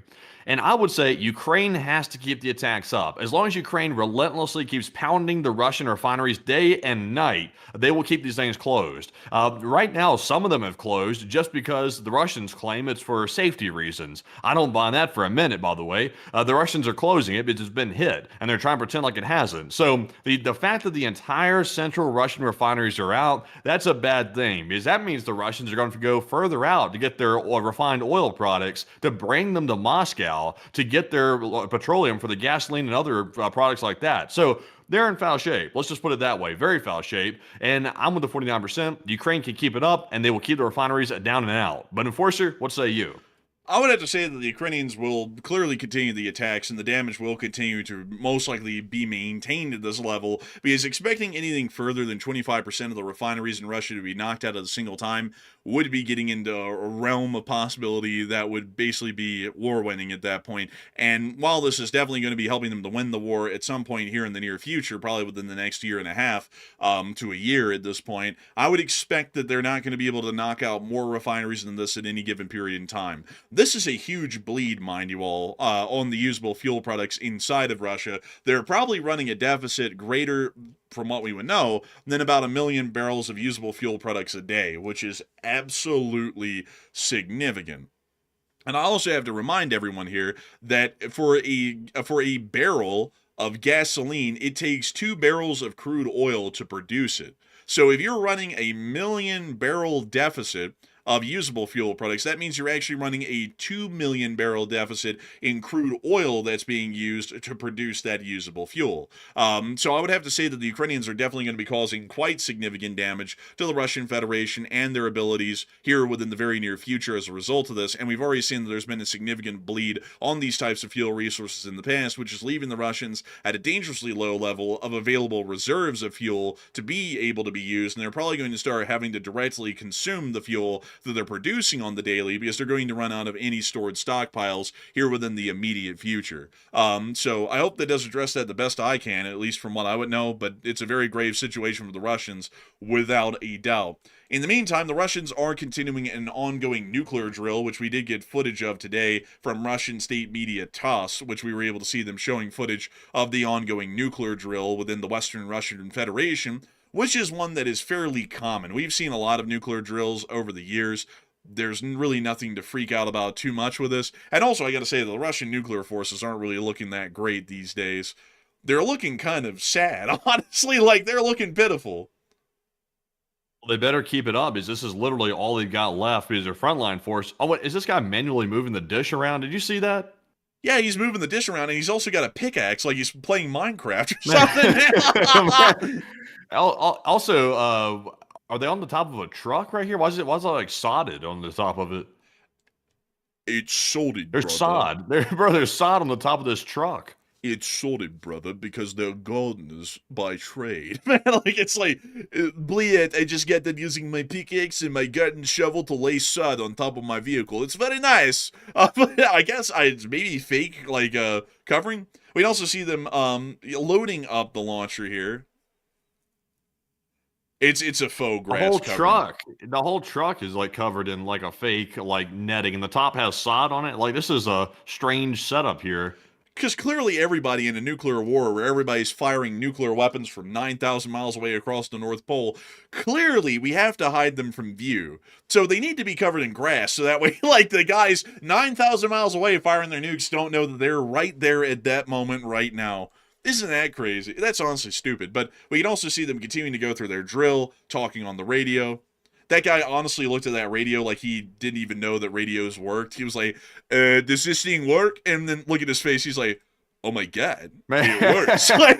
he put in the wrong frequency. He just put in the frequency for the nearby Pizza Hut. And he's like, can we take your order? And he said, huh?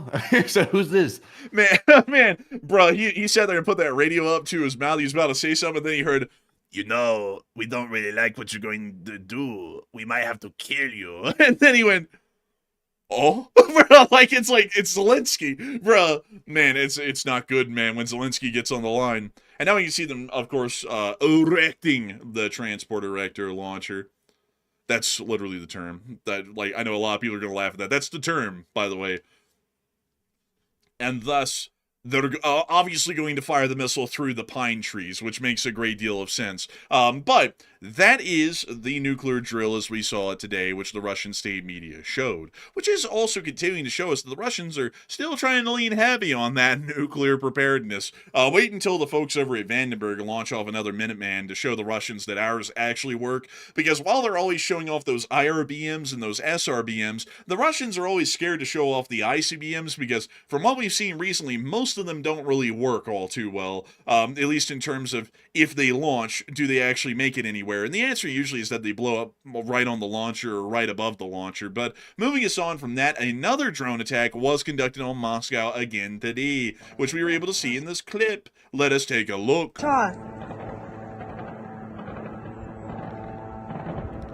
There you can hear the drone flying on into Moscow. Wow. The Russians are not having a good day of it, I'll tell you that. We also were able to see that another Ukrainian drone was spotted 6 kilometers from the Kremlin. This is the closest they've ever made it. Here's the clip. Блядь.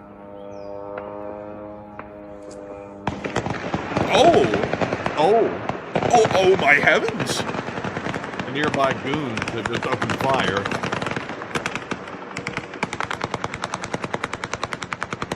Dang, they're laying it down heavy. Man, they're letting it out. I tell you what, that must be them down there on the road. Man, I gotta tell you, folks. You know, folks, people always say that America's rough. You know, in America, folks, you gotta go to a place like O-Block to be able to hear gunfire like this. Out in Russia, you hear this because the country's under attack after they started a war 4 years ago, and they can't even stop the attacks happening on them in return anymore. It's really a sad state of affairs for the Russians.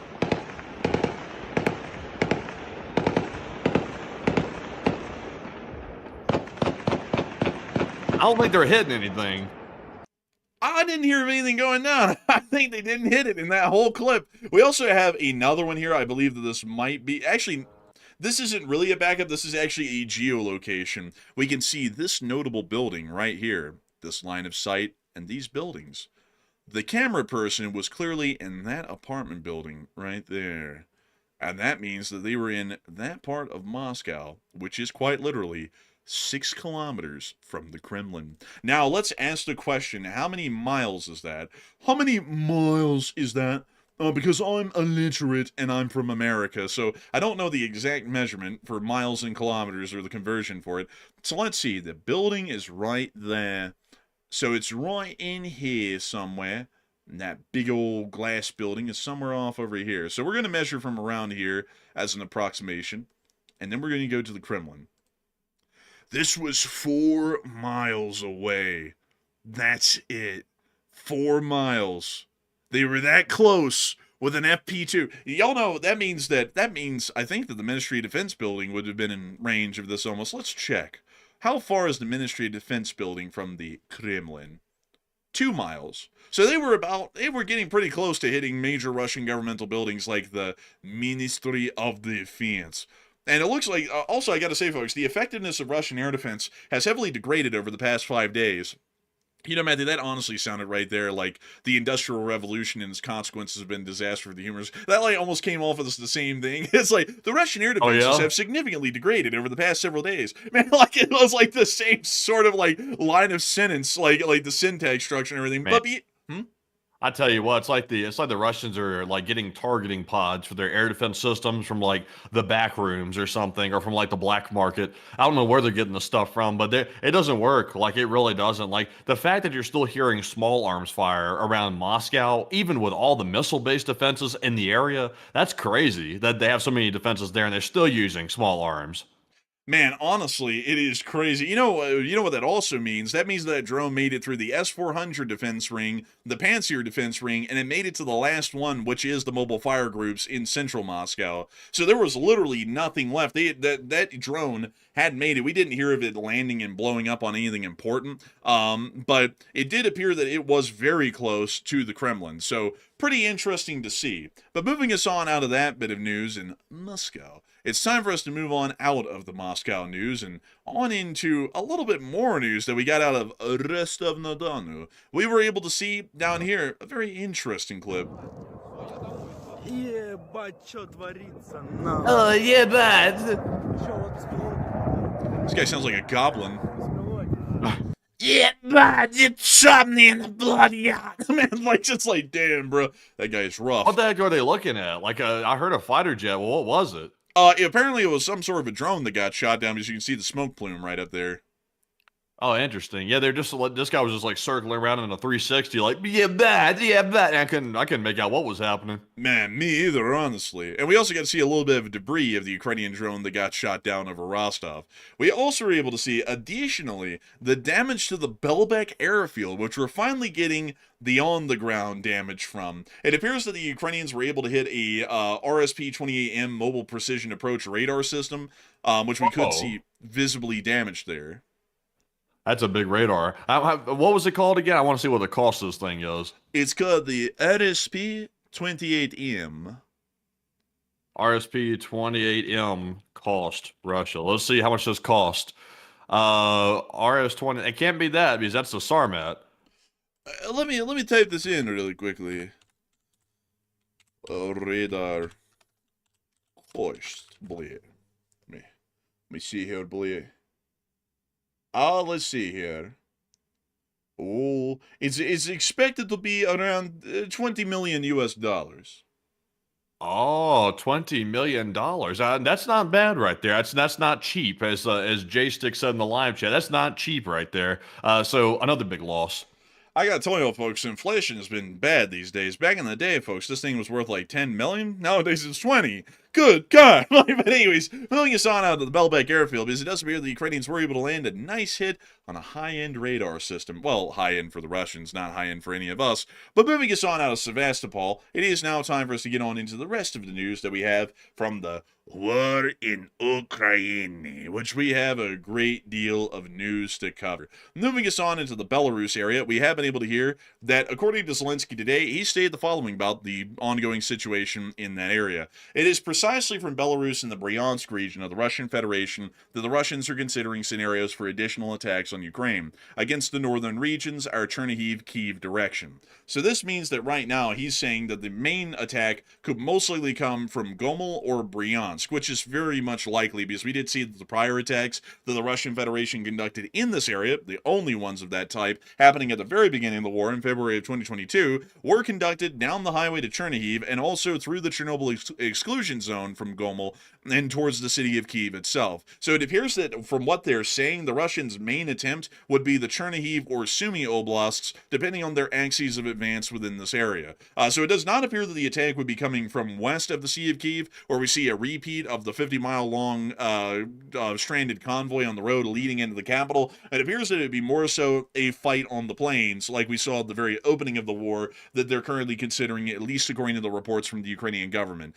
If that is the case, that might not do too well for the Russians depending on the time of year that they attack this place. This area is actually pretty damn bad to fight in because most of the area is made up of a softer soil from what we understand from way back in the early days of the war. And so if there is any rain in this area whatsoever, the ground turns into this muddy slush that has a great deal of suction to it. Usually sucks vehicles down into it and strands them in the area. And back in the day, this is actually where we saw most of the Russian vehicles being stranded and abandoned in the mud, was actually up in the Sumy and Chernihiv Oblast because of their soil composition way back then. So unless the Russians try to conduct this attack in the summer, which it's just turning into at this moment, if they try and conduct this attack in the late fall, the winter, or the spring, it would most likely completely fail just due to the terrain and the ongoing weather conditions within this area. The fact that the Ukrainians are saying that this is coming around right before the summer is showing that the Russians might be attempting to use the favorable weather conditions to be able to give themselves a little bit of an upper hand advantage. Considering that this front line would not be solidified yet, we would assume that there would be a greater deal of armored vehicles that would be involved in this sort of an operation, and that also means that would indicate a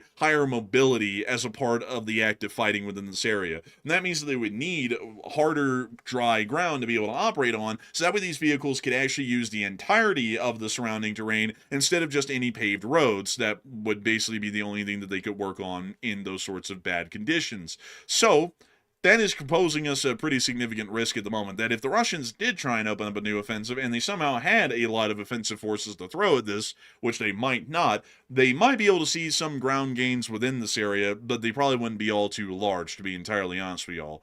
Moving us on into the rest of the news that we got from this area, we also were able to see that the Ukrainians did destroy a Russian Garan 2 that was carrying an R-73 air-to-air missile on it today. Was that designed to be launched from the drone, or is it just designed to impact with it?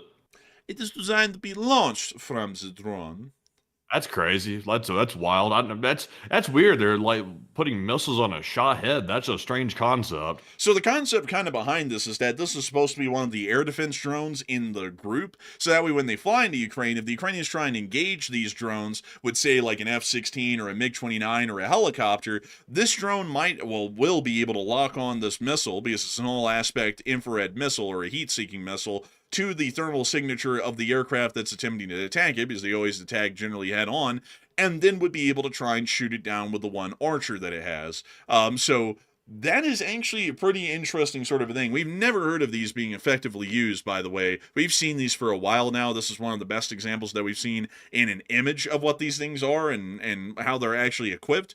But we haven't ever seen one of them effectively used yet, because it usually takes a good bit to be able to get an R-73 to have a lock and then be able to fire the missile. So we're assuming that with the Russians doing this, it's probably a pretty ghetto setup to where they never even know if the R-73 has an active lock. So they just turn the thing on and get it spooled, and then they try and just fire it whenever they can. That's what we're kind of assuming at this point. But then that also requires them, with the shitty camera that's on these things, to be able to somehow spot an F-16 or a MiG-29 a couple of miles away, which with the kind of camera quality that we've seen, the very few times we've been able to see the camera feed from one of these drones, that would be next to impossible. These things have a camera quality of about 480p. They're not that good. So, trying to find an F-16 3 miles away in the blue sky or in the middle of the night and trying to fire off an R-73 at it, that's going to be a pretty tall order, next to impossible, really. But with that, It is time for us to move on from that bit of news,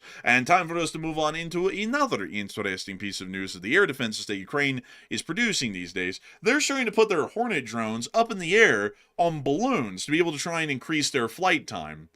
This is actually pretty interesting because, as we all know, the Hornets have to be launched from the ground and then have to fly at a rapid rate of speed, which takes a significant amount of energy to gain altitude to be able to try and hunt down and destroy the Shaheds. So the Ukrainians are now trying to come up with the concept of equipping them on balloons, sending the balloons up, allowing the balloons to get up to a good altitude once they know that a drone attack is underway, and once they know that drones are in the area, the Hornet will be released from the tether from the balloon and then will dive down onto the targets below and hit them, meaning that it won't require as much generally energy to be able to get up to target. It increases the range and the speed, and it might make the defenses more effective from the Hornets. Another thing as well that might be considered in this factor is that because if this becomes a normal way that Hornets are deployed, this doesn't require the significant amount of battery and motor power to be able to get the drone airborne and at significant altitude, meaning that they might be able to skimp out on those components, equipping them with lighter and smaller batteries and also less powerful motors, because now they're not relying entirely on that to be able to conduct an interception, because now they're conducting a diving attack instead of a climbing attack on most of the drones that they're attempting to take out. But a really cool system nonetheless. It's very innovative, to say the least. Yeah, I would say so. This is the closest thing to a mothership that we've seen so far, I guess, is the balloon concept. Man, honestly, we see them about to launch it here, showing off how the system works. Hey, there goes the balloon with the drone attached. Honestly, it's kind of silly. What the? Did you see that? Did you see that like ghostly figure like walking away from the balloon, bro? Back that up. Am I imagining that? Do you see that? Look at this. There's like a ghostly shape moving away. Am I imagining that? That's a person that's been blurred out in After Effects. But bro, that is the craziest blurring I've ever seen, bro. That looks like a ghost video or something. You know, the people are like, "There's a ghost in here," and they like show some ghostly like shady figure like moving away. Bro, that is crazy the way they blurred that person out. That's whack. Man, honestly, it's kind of crazy. I mean, you can see their shadow down there too, you know. So they just like did some effects that blur the guy out and kind of make him look like the soil. That's honestly kind of crazy looking, you know. Like but it is just a person. Man, I think the part that messed me up is it actually looks like it's blending in with the background, like the blur is. That's the part that's messed me up a little bit. That's wild. Man, honestly, it kind of is. But we see the drone being lifted up into the air from the balloon.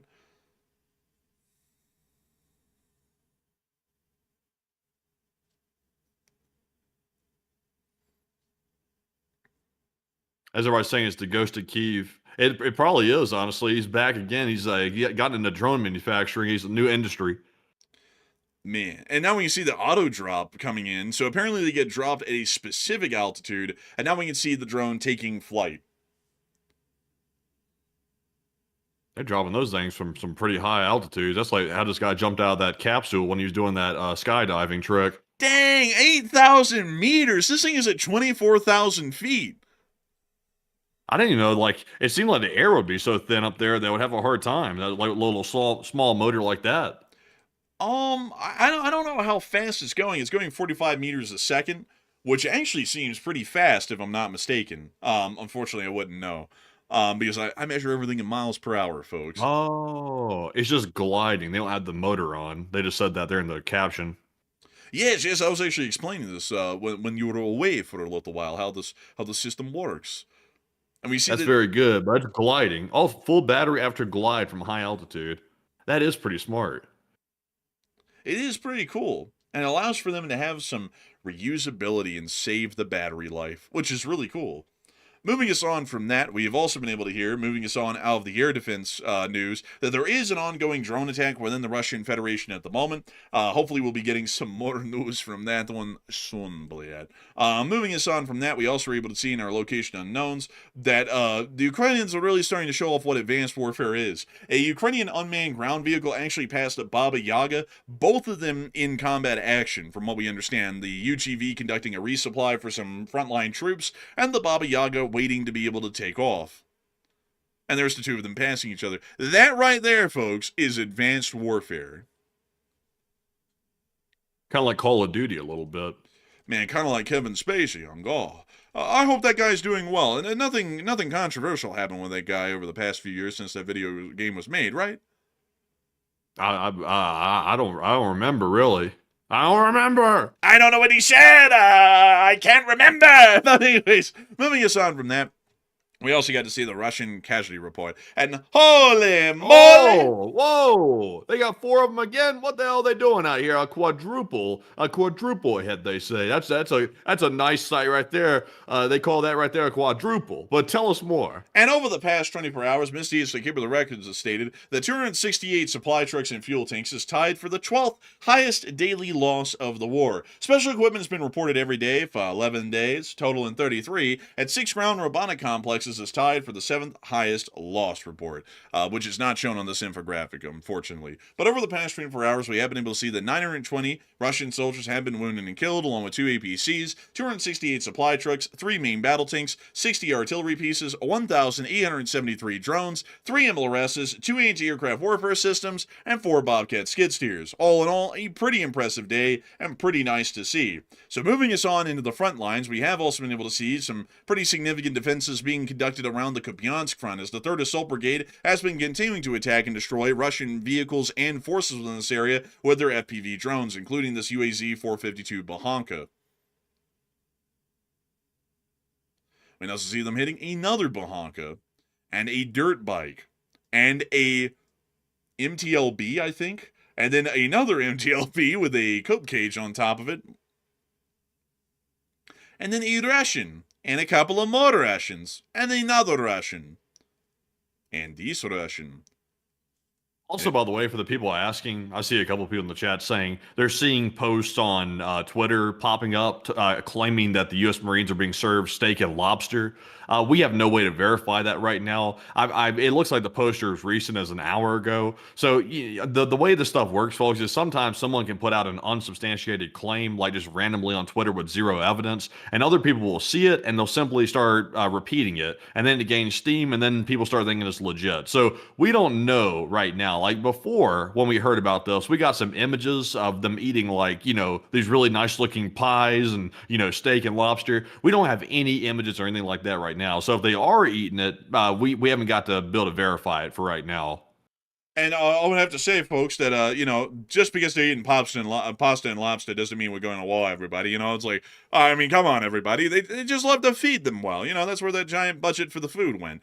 So the pasta and lobster, which is now served every weekend, apparently. But it's not even a weekend, by the way. It's Wednesday. But moving us on from that, we also were able to see the 33rd Mechanized Brigade also striking Russian forces within the Kupiansk front. We can see them hitting the Russian forces here.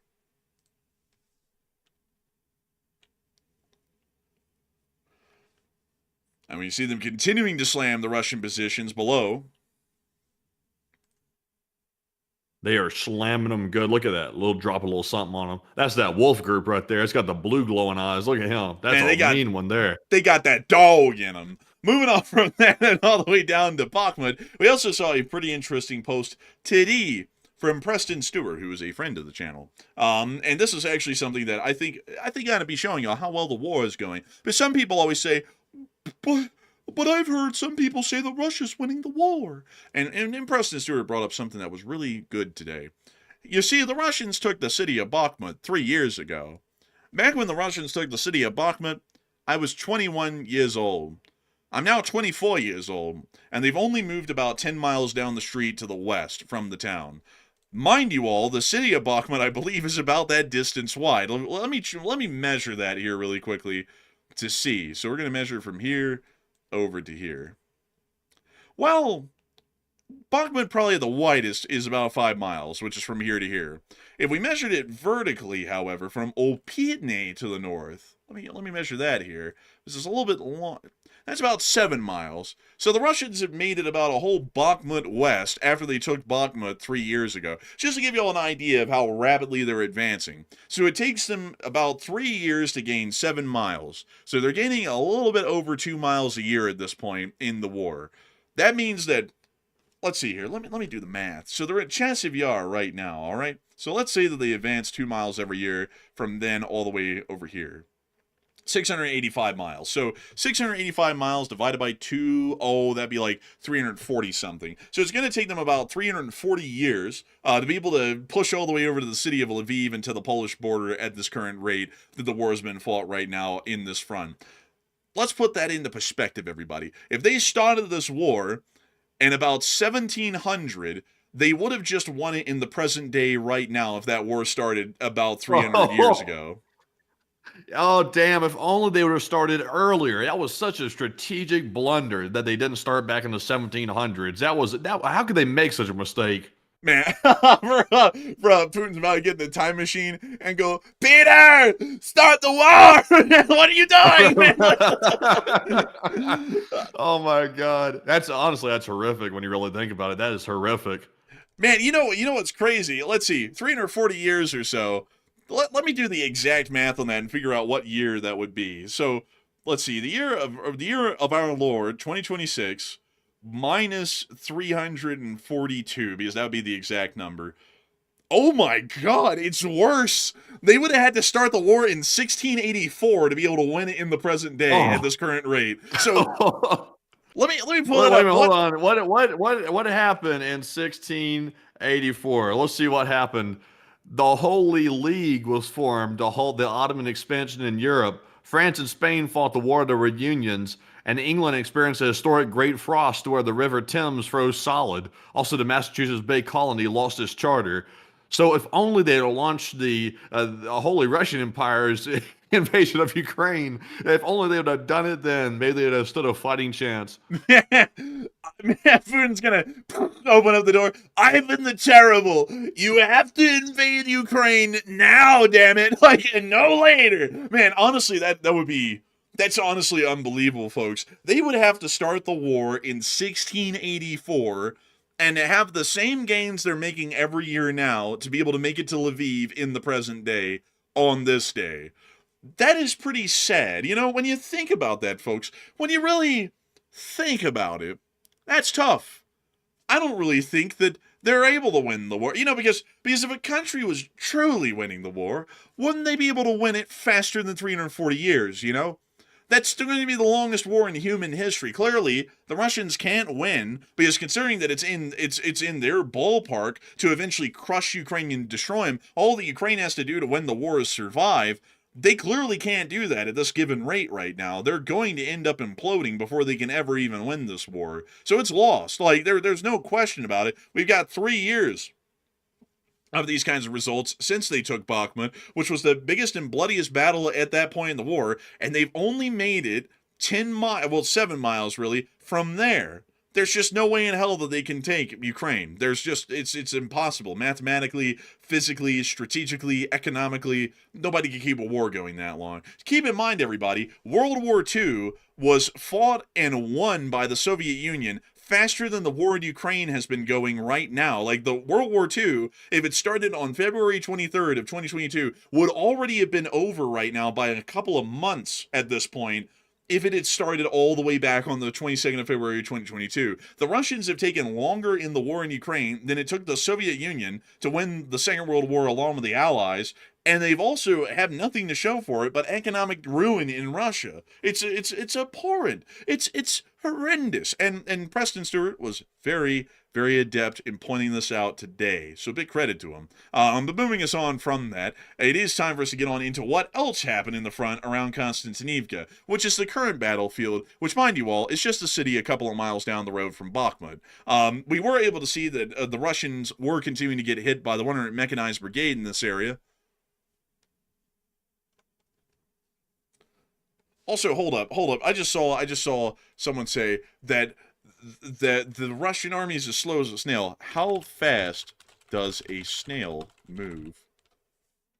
So a snail moves at a speed of 0.03 miles per hour. So let me do that. Sounds like it could be possibly on par with the Russians' movements. It sounds familiar.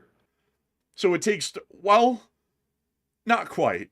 It takes a snail 33 hours to travel a single mile. So in technicality, it would take a snail about 3 days, well, more so 2.5 days, to be able to travel 2 miles. It takes the Russians a year to get 2 miles. So the Russians are moving at a infinitesimally slower rate than even a snail at this point.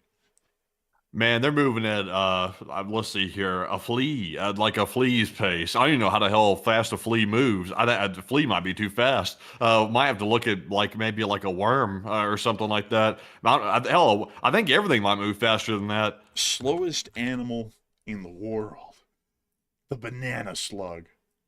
So it is a snail basically. So the snail is the slowest thing on the planet, and the Russians are moving at a way slower rate than a snail even. So Yeah, I think they're cooked.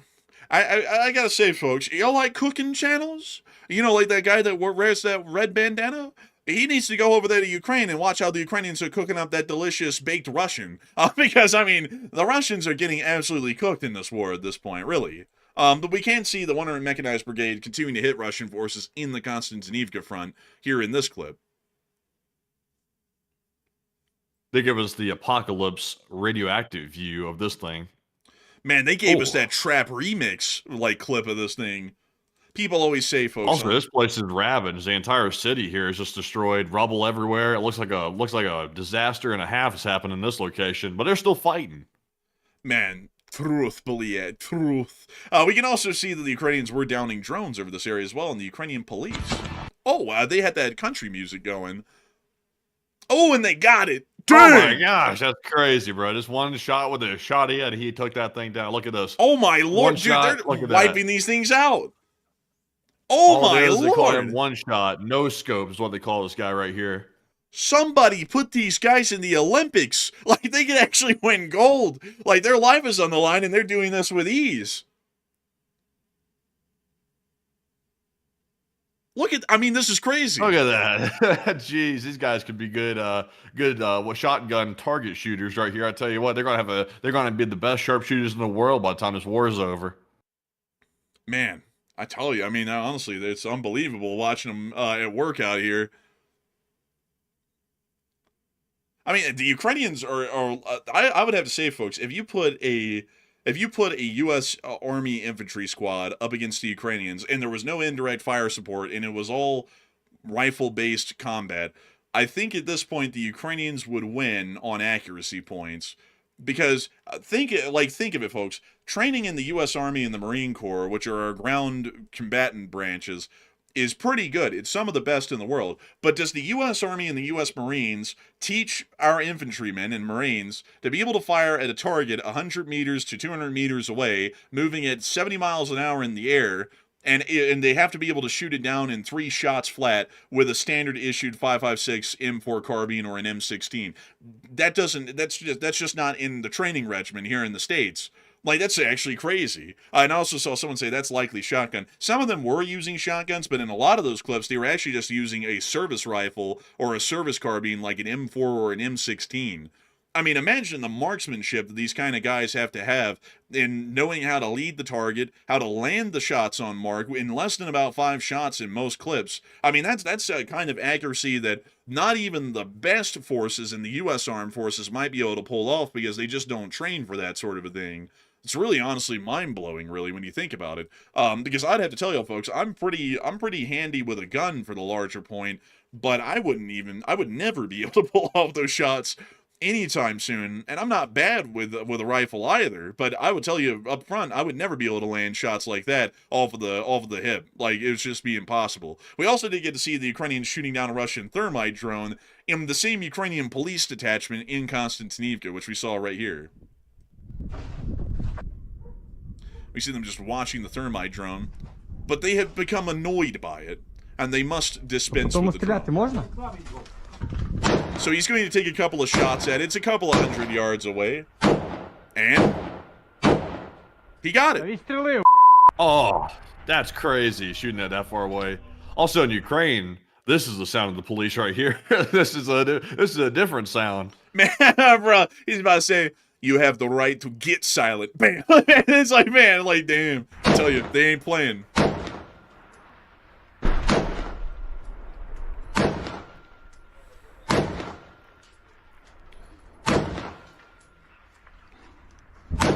Also, you might actually be seeing it. I don't see it out there, but he's continuing to fire at it. This guy's got like 30-30 vision. Man, he's just cussing Oh, up a he's big storm. mad. Bro, like, I Вот, mean, падай, падай! oh, Есть, есть! they got Короче, it. не? Ото я красава! Да, красава!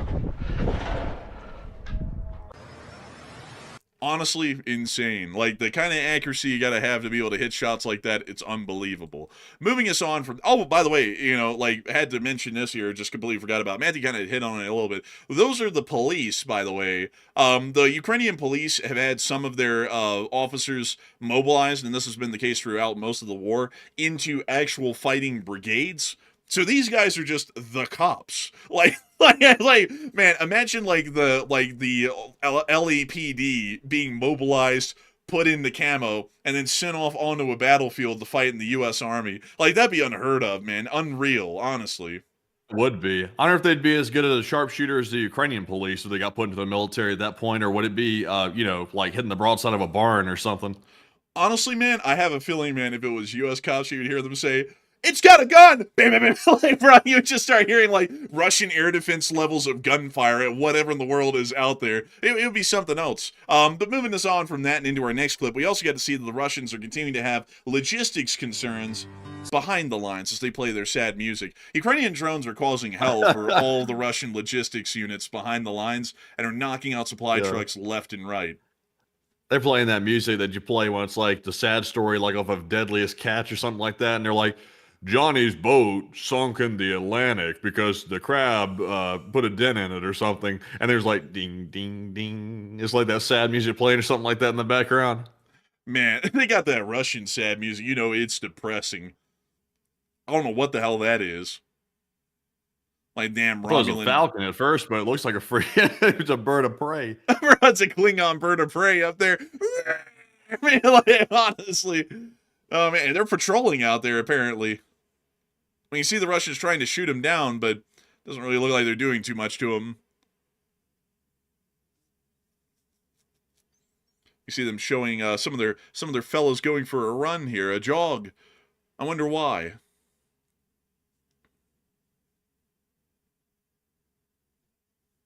Oh, and it looks like a Ukrainian drone just hit some of them over there. Unfortunate.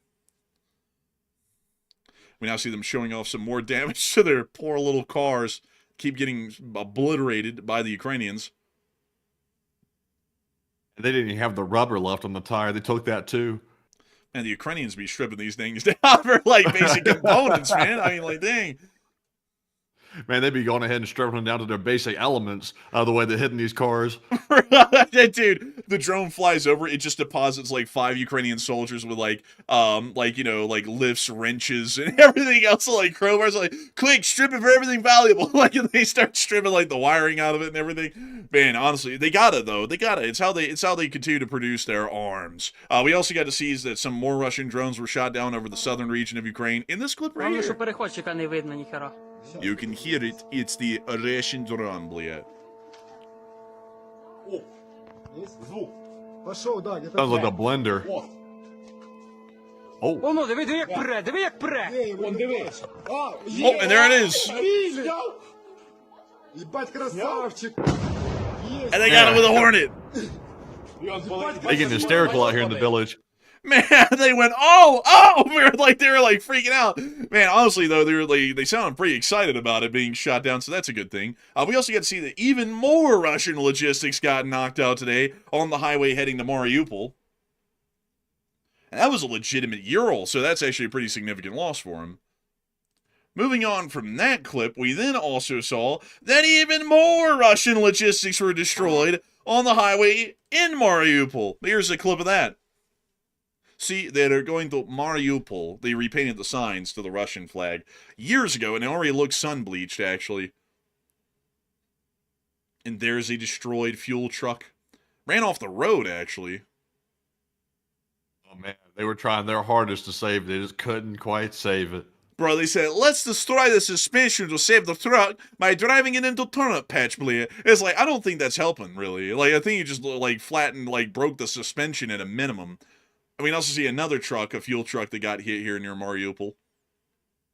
And another one. Tough breaks for the Russians. Man, they got no gas, all brakes.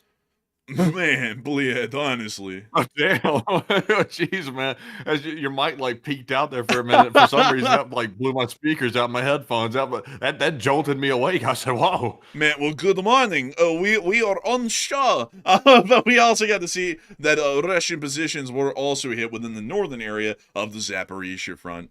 Let us observe. Amazing grace. I gotta say, tough. Yeah, it's a tough break. Tough breaks. Oh, Briaga. Dang, they're slamming the spot. Like they're hitting it with multiple bombs. Small diameter bombs. That makes them sound less lethal when you say small diameter bomb.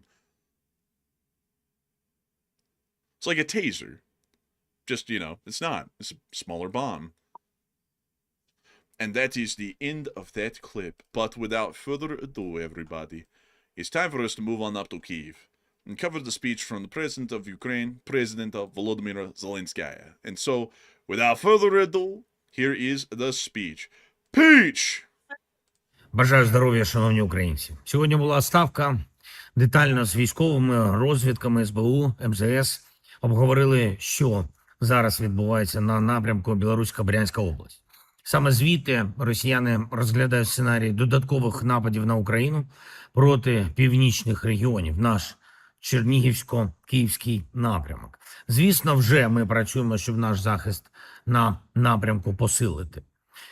Відповідні доручення є для військового командування, але окремо також ми робимо превентивні кроки як щодо Білорусі, так і щодо визначених частин Росії, звідки є загроза. Я розраховую, що МЗС України буде максимально активним у дипломатичній роботі стосовно Білорусі. Треба посилити тиск і посилити координацію з нашими партнерами. Чесно кажучи, набридло вже, що постійно є така загроза для України, що росіяни в якийсь момент можуть втягнути Білорусь у розширення війни. Там повинні розуміти, наслідки для них будуть значними. Додаткові завдання щодо цієї загрози є для нашої розвідки, поки не публічні завдання. Окремо, щодо російської території, у нас теж є конкретні можливості реагувати на будь-яку загрозу. Хочу також відзначити сьогодні наших воїнів, які і на початку цієї доби знов показали, що українські далекобійні санкції діють ефективно. Сили безпілотних систем Збройних сил України, дякую. Відстань майже 800 кілометрів від державного кордону України, місто Кстово, нафтопереробка, ураження підтверджено. Загалом план нашої далекобійності на травень виконується більш-менш повно. Ключові завдання – це російські НПЗ, сховища та інша інфраструктура таких нафтових заробітків. Я вдячний за додаткові пропозиції від наших спеціальних служб. Ми будемо реалізовувати, ми будемо відповідати. Було сьогодні також багато нашої комунікації з партнером на рівні команд. Активно на європейському напрямку. Ми отримуємо сигнали, що відкриття кластерів для України в переговорному процесі з Європейським Союзом наближається. Це важливо, дуже важливо для нас. Україна виконала все, що потрібно було для цього прогресу. Вже ближче і запуск програми європейської підтримки для України обсягом 90 мільярдів євро. Перші транші ми очікуємо найближчими тижнями. Звісно, наша команда сьогодні була в комунікації з Британією. Питання санкцій – це питання завжди дуже чутливе, і багато обговорень було в медіа та серед політиків. Ми свої сигнали щодо цього Лондону передали. Ми розраховуємо, що цього тижня на двосторонньому рівні все буде обговорено. Санкції, як наші далекобійні, так і економічні та політичні обмеження від партнерів – це те, що найбільш ефективно впливає на Росію. На те, щоб бажання закінчити цю війну у Росії все ж таки виникло. Ще одне. Хороші контакти були у нашої команди з американською стороною і по питаннях нашої безпекової співпраці, і по дипломатії щодо росіян. Якщо вдасться цими тижнями повернутись до змістовної тристоронньої комунікації, і якщо вдасться залучити європейців, це буде правильним результатам. Ми зі свого боку готові до таких відповідних кроків. Я розраховую, що партнери теж будуть готові і що росіяни не будуть ховатись. Я дякую кожному, хто з України. Слава Україні!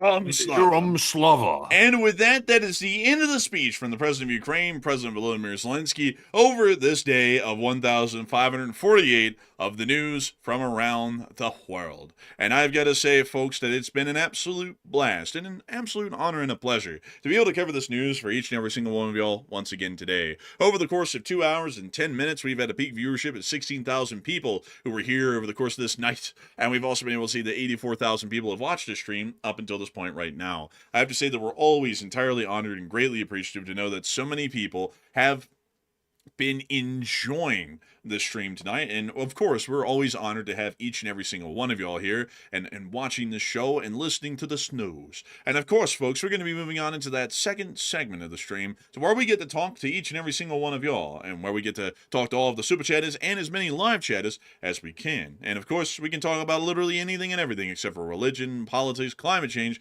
and whether the A-10 is relevant in modern warfare or not. That one's off the table, crazily enough. That one's actually a pretty violent topic, but nevertheless, it is time for us to get on into them questions. So, Matthew, what do we got? All right, so people have questions. We can't guarantee that we have answers, but people have questions, and we're here to answer them the best we possibly can. And we're here to synergize with the audience because that's what corporate do. But anyways, though, it's time to get into our super chats, our live chats, and Morse code decoders of the stream. I don't know what the hell I'm babbling about there, but we're going to move on from that and move straight into our super chats. And our first one goes to Tom Exman, who puts in a $20 support. And thank you very much, Tom, for that 20. And we do appreciate support because it does help to keep the channel running. He said, no ads here. He said, let's super chat or give on Patreon.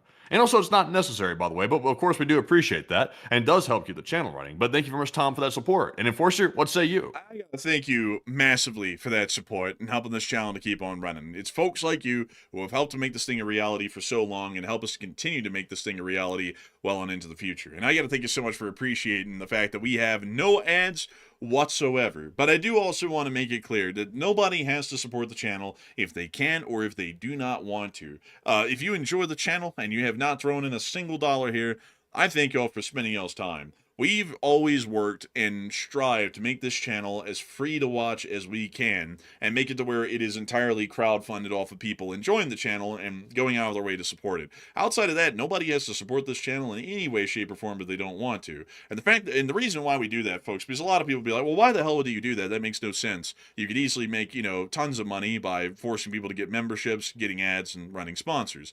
But the reason why we do it this way is because I feel, when I founded the channel, this is how I felt, and this has just become the standard, that the fact of life is that a country has to be well informed to be a truly functioning and successful democracy, and to also have a well and truly intelligent public that understands what our nation is facing every day, what kind of problems we're dealing with, and where to go from there. And I think that it's heavily against that sort of a premise or ideal when you start putting good information and knowledge behind a paywall, because there's a lot of amazing people who would really like to know what's going on out there in the world every single day that might not have $20 to give to some sort of a mainstream news outlet or anyone else for that matter. And that's why we make sure that no matter what, unless if you want to support the channel, you never have to throw in a single cent or a dime or even seconds of your time watching an ad here on these live streams, because I feel like that is generally a disservice to the folks of this country who want to get some good news and should have it as available as they can. So a huge thanks to you so much for that support. But once again, a huge thanks to you, Tom Exman, for the support. But nobody has to support the channel if they don't want to. We're just entirely honored that so many people spend their time here and really enjoy the channel for the news that we provide. So humongous thanks to you so much once again. I hope that does address that incredibly well. And with that, we are on to the next one. We also have a $20 support from none other than Craig Humphreys. And thank you very much, Craig, for the $20 support. And we do appreciate that. It's actually a €20 all the way from Europe, of course. That's what a euro is.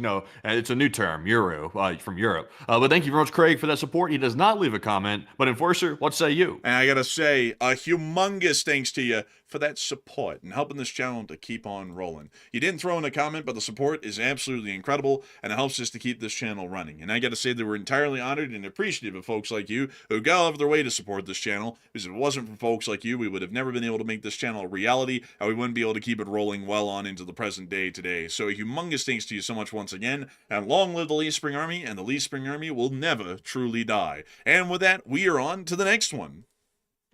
And we also have a 10 from Music Uploader. And thank you, Music Uploader, as well. They said, the Morse code said, frogs are flamboyant. Flamboyant, Kathleen. So they need a dose of democracy now. Elise and hello. And a big thanks to you for the support, Music Uploader. And the Morse code didn't quite say that, but I would say the dose of democracy deal, not that far off. Generally, we're in a big support of encouraging self-determining governance to come into existence in the world. And so, a big thanks to you so much for the support and helping this channel to keep on running. And I hope that does address that incredibly well, amazingly. And a big long live the Lee Spring Army to you, and the Lee Spring Army will never truly die. And so a humongous thanks to you so much once again. And with that, we're on to the next one. We also have a 50 from Mark Harris, who just threw that in, by the way. And a huge shout out to you, Mark, for that support right there. We do appreciate that very much. And I don't see a comment attached to this one right here. I don't see it. But I was trying to check something real quick. I was trying to figure out what that profile picture said right there. I thought you were playing basketball in that profile picture there for a second. I was like, what in the world? I was like, basketball. But anyways, though, thank you very much, Mark, for that support. And Enforcer, what say you? I got to say, a humongous thanks to you for the support, Mark Harris, and helping this channel to keep on running. Looks like he's singing. I think it looks like he was actually laying up like a 3-pointer. Like, honestly, like, I was like, is he like shooting a basketball? But because like the hands Is he doing what? Like shooting a basketball, you know, like where you like shoot at the hoop. It sounded like you said shitting about you. No, I didn't say shit no basketball. Man, imagine how painful that'd be. Like, man, really? I mean, like, well, hey, man, you're the one who said it. I didn't say that. You said that. But beyond that, though, I thought you were shooting a basketball there, but it actually looks like you're singing because I think there's a microphone in your hand in that profile picture. But still, a humongous thanks to you for the support. You didn't throw in a comment, but the support says a lot. And we've got to thank you massively for that support and helping this channel to keep it running. And also, I got to say, I'm not really a big fan of iCloud either. I'll be honest. I'm not a huge fan of Apple stuff. Like, I have an iPhone. Like, I gotta say that. But like Apple stuff, I'm not that big a fan of, because I feel like you spend like a whole bunch of money for the stuff, and then you don't really get a lot of versatility out of it. Like, for example, a Mac. Like, a Mac does office stuff, sure, but then it has like no utility beyond that, like playing games or anything, because it can't handle it. It's like, what's the point of an Apple product? You know, like, I don't get it. Some of us are alpha chads. We don't have time for games. That's what Well, that's Apple. rich. You know, Apple. Say what? That's rich. You got a whole Xbox because you can't play games on your Mac, so you play them on the side. I don't need one. Yeah, I but got I mean, a that's PC. what you get a game console for. I don't play games on my work PC. That's a whole new thing. I keep work and play separate. I don't combine them and blur them together. But also, Mark Harris said, I just wanted to say that as a Marine, I'm impressed by the Ukrainian marksmanship. And yes, I'm a singer. He's a singing man. And I gotta say, like, I would have to agree, like, the marksmanship of the Ukrainians is amazing. Because I've seen what rifle qualifications are for the Marines and the Army, and I've also, you know, known a lot of people. But you know what's crazy is you have to do that kind of qualification. If I remember correctly, I'm going to have to check with my friend, with my friends, plural, from the Space Force, but I'm pretty sure they had to do rifle qualification too, which didn't really make a whole lot of sense, because never in the world is anyone in the Space Force going to have to use a rifle. That's just not what their branch does. And yet they had to learn, I think, how to do it and qualify on it, just like the Army's like rifle qualifications of the Marines, which is pretty interesting, honestly. Like, it's really interesting. Also, they made the march in formation everywhere in basic, which I had heard that the Air Force doesn't do anymore, but the Space Force has to do for particular reasons of trying to make a good presentation of them since they're in their infancy, to make sure that when people look at the Space Force, they're like, oh, look at them, so structured and everything, you know, and so that way they keep the funding going. But still, they are wildly impressive. I mean, the Ukrainian armed forces, is probably one of the most battle-hardened and most competent fighting forces that we see in the modern day. They're very smart, they think on their feet, and even the infantry seem to be world-class in what they're capable of doing, because even the United States military, which is the best in the planet in terms of training, I don't even think they'd be able to pull off some of the stuff that the Ukrainians are able to pull off in terms of the shots they fire. But a huge thanks to you so much once again for that incredible support and helping this channel to keep on running, and I hope that does address that incredibly well. I also saw someone in the chat say, if y'all stop calling the U.S. a democracy and call it a federal republic, I'll give you 10 grand. But here's the thing, though. It is a democracy, because what is Cuba? It's communist, right? But you're wrong. It's not communist by that definition. If we're saying that the United States isn't a democracy, it's a federal republic, that means that all communist countries aren't truly communist. That means there's something else, because they're all different variants of communism. Like, for example, the Soviet Union was Marxist-Leninist. North Korea is Juche. China is Maoist-Leninist. So you get all these different flavors of communism, but they're all under the umbrella of a communist form of government. Like, for example, like when we go and look at other governments, like, for example, monarchies, you have the British monarchy or the United Kingdom, and then you have the Kingdom of Saudi Arabia, which structurally are both monarchies, but the British monarchy is a constitutional monarchy. The Saudi Arabians have an absolute monarchy.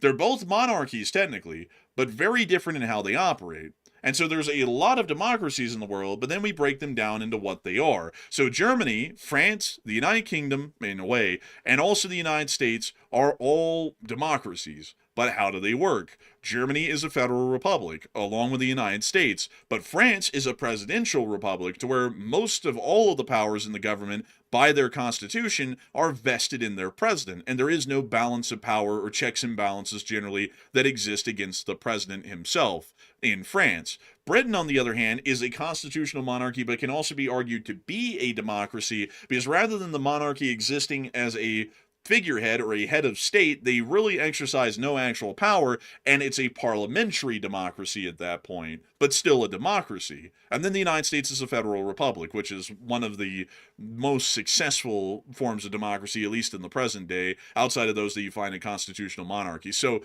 like, the thing, really these days, like the United States, and this isn't being political, but the closest definition the United States could fit in these days for the subtype of what type of democracy we are is basically a constitutional oligarchy, is essentially what it can probably be best described as right now. And it seems to have changed over time. Like it used to be a little bit different. And this isn't unique to a single person, by the way. It's been sort of moving its way this way for a while, and it's really starting to really kick in. But it's basically what a constitutional oligarchy is it's a system of governance that has a constitution, but there's a ruling minority that holds supreme political power, and their authority and succession are being defined basically by the laws or the constitution in that country, basically to a large degree. So the constitution still reigns supreme, but there's like this little clique that's ruling everything. And in the country right now, it's corporations that are doing that. And people might think it's a political party. It's not that. It's corporations and, these type of companies that are the oligarchs right now. yeah, that's true. But I mean, then again, it was like that in the 1890s, during the Gilded Age of all of the monopoly tycoons back then. And the nation pulled itself out of that. It's not like it's unrecoverable. I would say, that it certainly is. We've already gone through this once before. But it certainly is not a fun thing to have to go through, trying to fix it and all. But outside of that, I would still say that technically the United States is a federal republic if we're talking about how it's supposed to function. Because, you could go around the world and say, well, nothing really operates like that. Like Hungary was basically an autocratic dictatorship under Orban, although technically it was also a parliamentary democracy as well. And that's kind of, that's kind of how I break it down. How is it technically supposed to function? Because, we could go around and say, anything and everything about any country. We could argue that China is technically some sort of a authoritarian capitalist country, just like America, like a constitutional oligarchy, because that's basically how they operate. But in how they're technically supposed to operate, they're a Maoist-Leninist form of government as their key ideological tenets. Also, by the way, someone said Matt spouting commie propaganda. How is that commie propaganda? Because let me prove my point. I can back it up with facts. Most commies, they can't back up their points with facts. I'm not a commie, by the way, just to make that perfectly clear. But if corporations, which I'm accusing the U.S. corporations, not that I hate them, by the way, I just think they've gotten a little bit out of control with the amount of power they're wielding in the country right now. They need to be reined back in, like, trust busting, need to get rid of monopolies and things like that. That's what I'm talking about. That's purely capitalist. That's keeping the checks and balances on capitalism. That's not advocating for communism whatsoever. That's simply wanting, capitalism to be healthy, not to be sick and dying, basically. So it's not propaganda. But if the corporations have so much political power that they can start PACs and they can literally primary candidates, they can basically pick and choose the candidates that we vote for, then, I mean, how at that point is that not an oligarchy? But at that point, because they're basically picking the people that we're being represented by to a large degree, because the primaries are basically, at this point, I would say run by money. Money talks in those primaries to this point. You just saw a couple of people get primaried, not necessarily because they were bad people, but because there's a lot of money going up against them. And money talks. People believe it doesn't, but it does. It actually does still talk. So, if one candidate has like $500,000 on their campaign and the other one has 25 million, the guy with 25 million is likely to win. That's just the way it works. I would actually have to tell you what my opinion on it is. Money is the ultimate power of any sort of government system. Wherever the money is flowing or wherever the money gets deposited to someone, that's really where the power is held. In prior times, historically, like for example in the 50s, in the 30s, and during that period of time, tax brackets were generally high enough on the top earners of the country that they were never able to have monetary supremacy over the state, whether that be the state government or the federal government, meaning that they were never able to influence the outcome of elections as greatly as they do now or lobby as heavily as they do now. However, once the time really generally of the 70s and the 80s came around, that started to change quite significantly by the tax cuts that came around to the top earners in the country. When I mean the top earners, I mean multi-billionaires and whatnot. And then we started to see that the super PACs started to form like they exist today.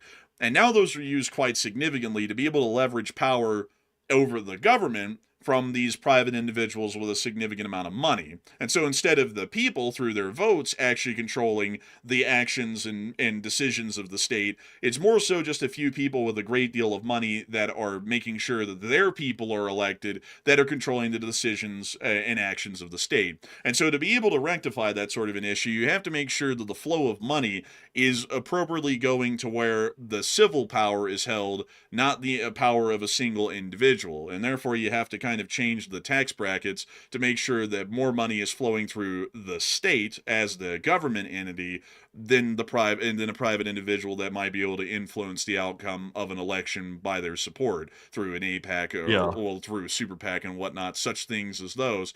So that's generally kind of our issue that we find ourselves in nowadays that we didn't see in the past, and that's why people look at the good old days as the good old days, is because the money wasn't flowing through private hands, it was flowing through the government, which put the power in that remark, and then that put the power to the voters because the voters actually swayed the outcome of elections, and the politicians that were elected were more beholden to the promises they made to the public than the promises they made to interest groups. Yeah, that's true. I've come to find that people really don't understand how it works. Like, they don't understand the difference between donating to a political candidate or donating to a political action committee, which is known as a PAC.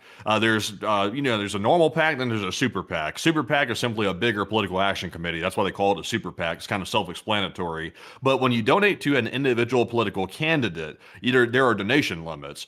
You as a citizen can only donate so much to that individual candidate. So you have restrictions on you, but if a corporation wants to go to a political action committee, a PAC, they can donate whatever the hell they want to the PAC, because the PAC is simply supporting an agenda. It's not supporting necessarily a singular candidate. At least in theory it's not, but in reality it usually is supporting a particular candidate to a large part. But it's usually pushing a certain political agenda, which bypasses completely the donation limits for political candidates. So that's why people complain a lot about the PACs, is because there are no limits to it. They can generally make a workaround to accepting unlimited donations to a large degree. And that's where these companies, corporations, and people with a lot of money get around those laws. They do stuff like that.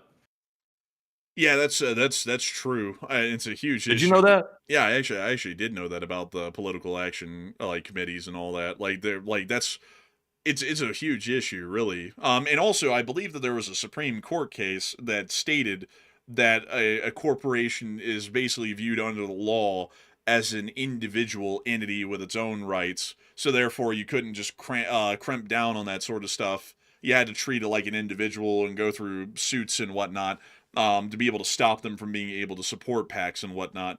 I forgot the name of that Supreme Court case. Do you know that one off the top of your head, Matthew? No, I don't know that one specifically. I can't remember the name of it. It was against some pack back in the day. It had a specific name.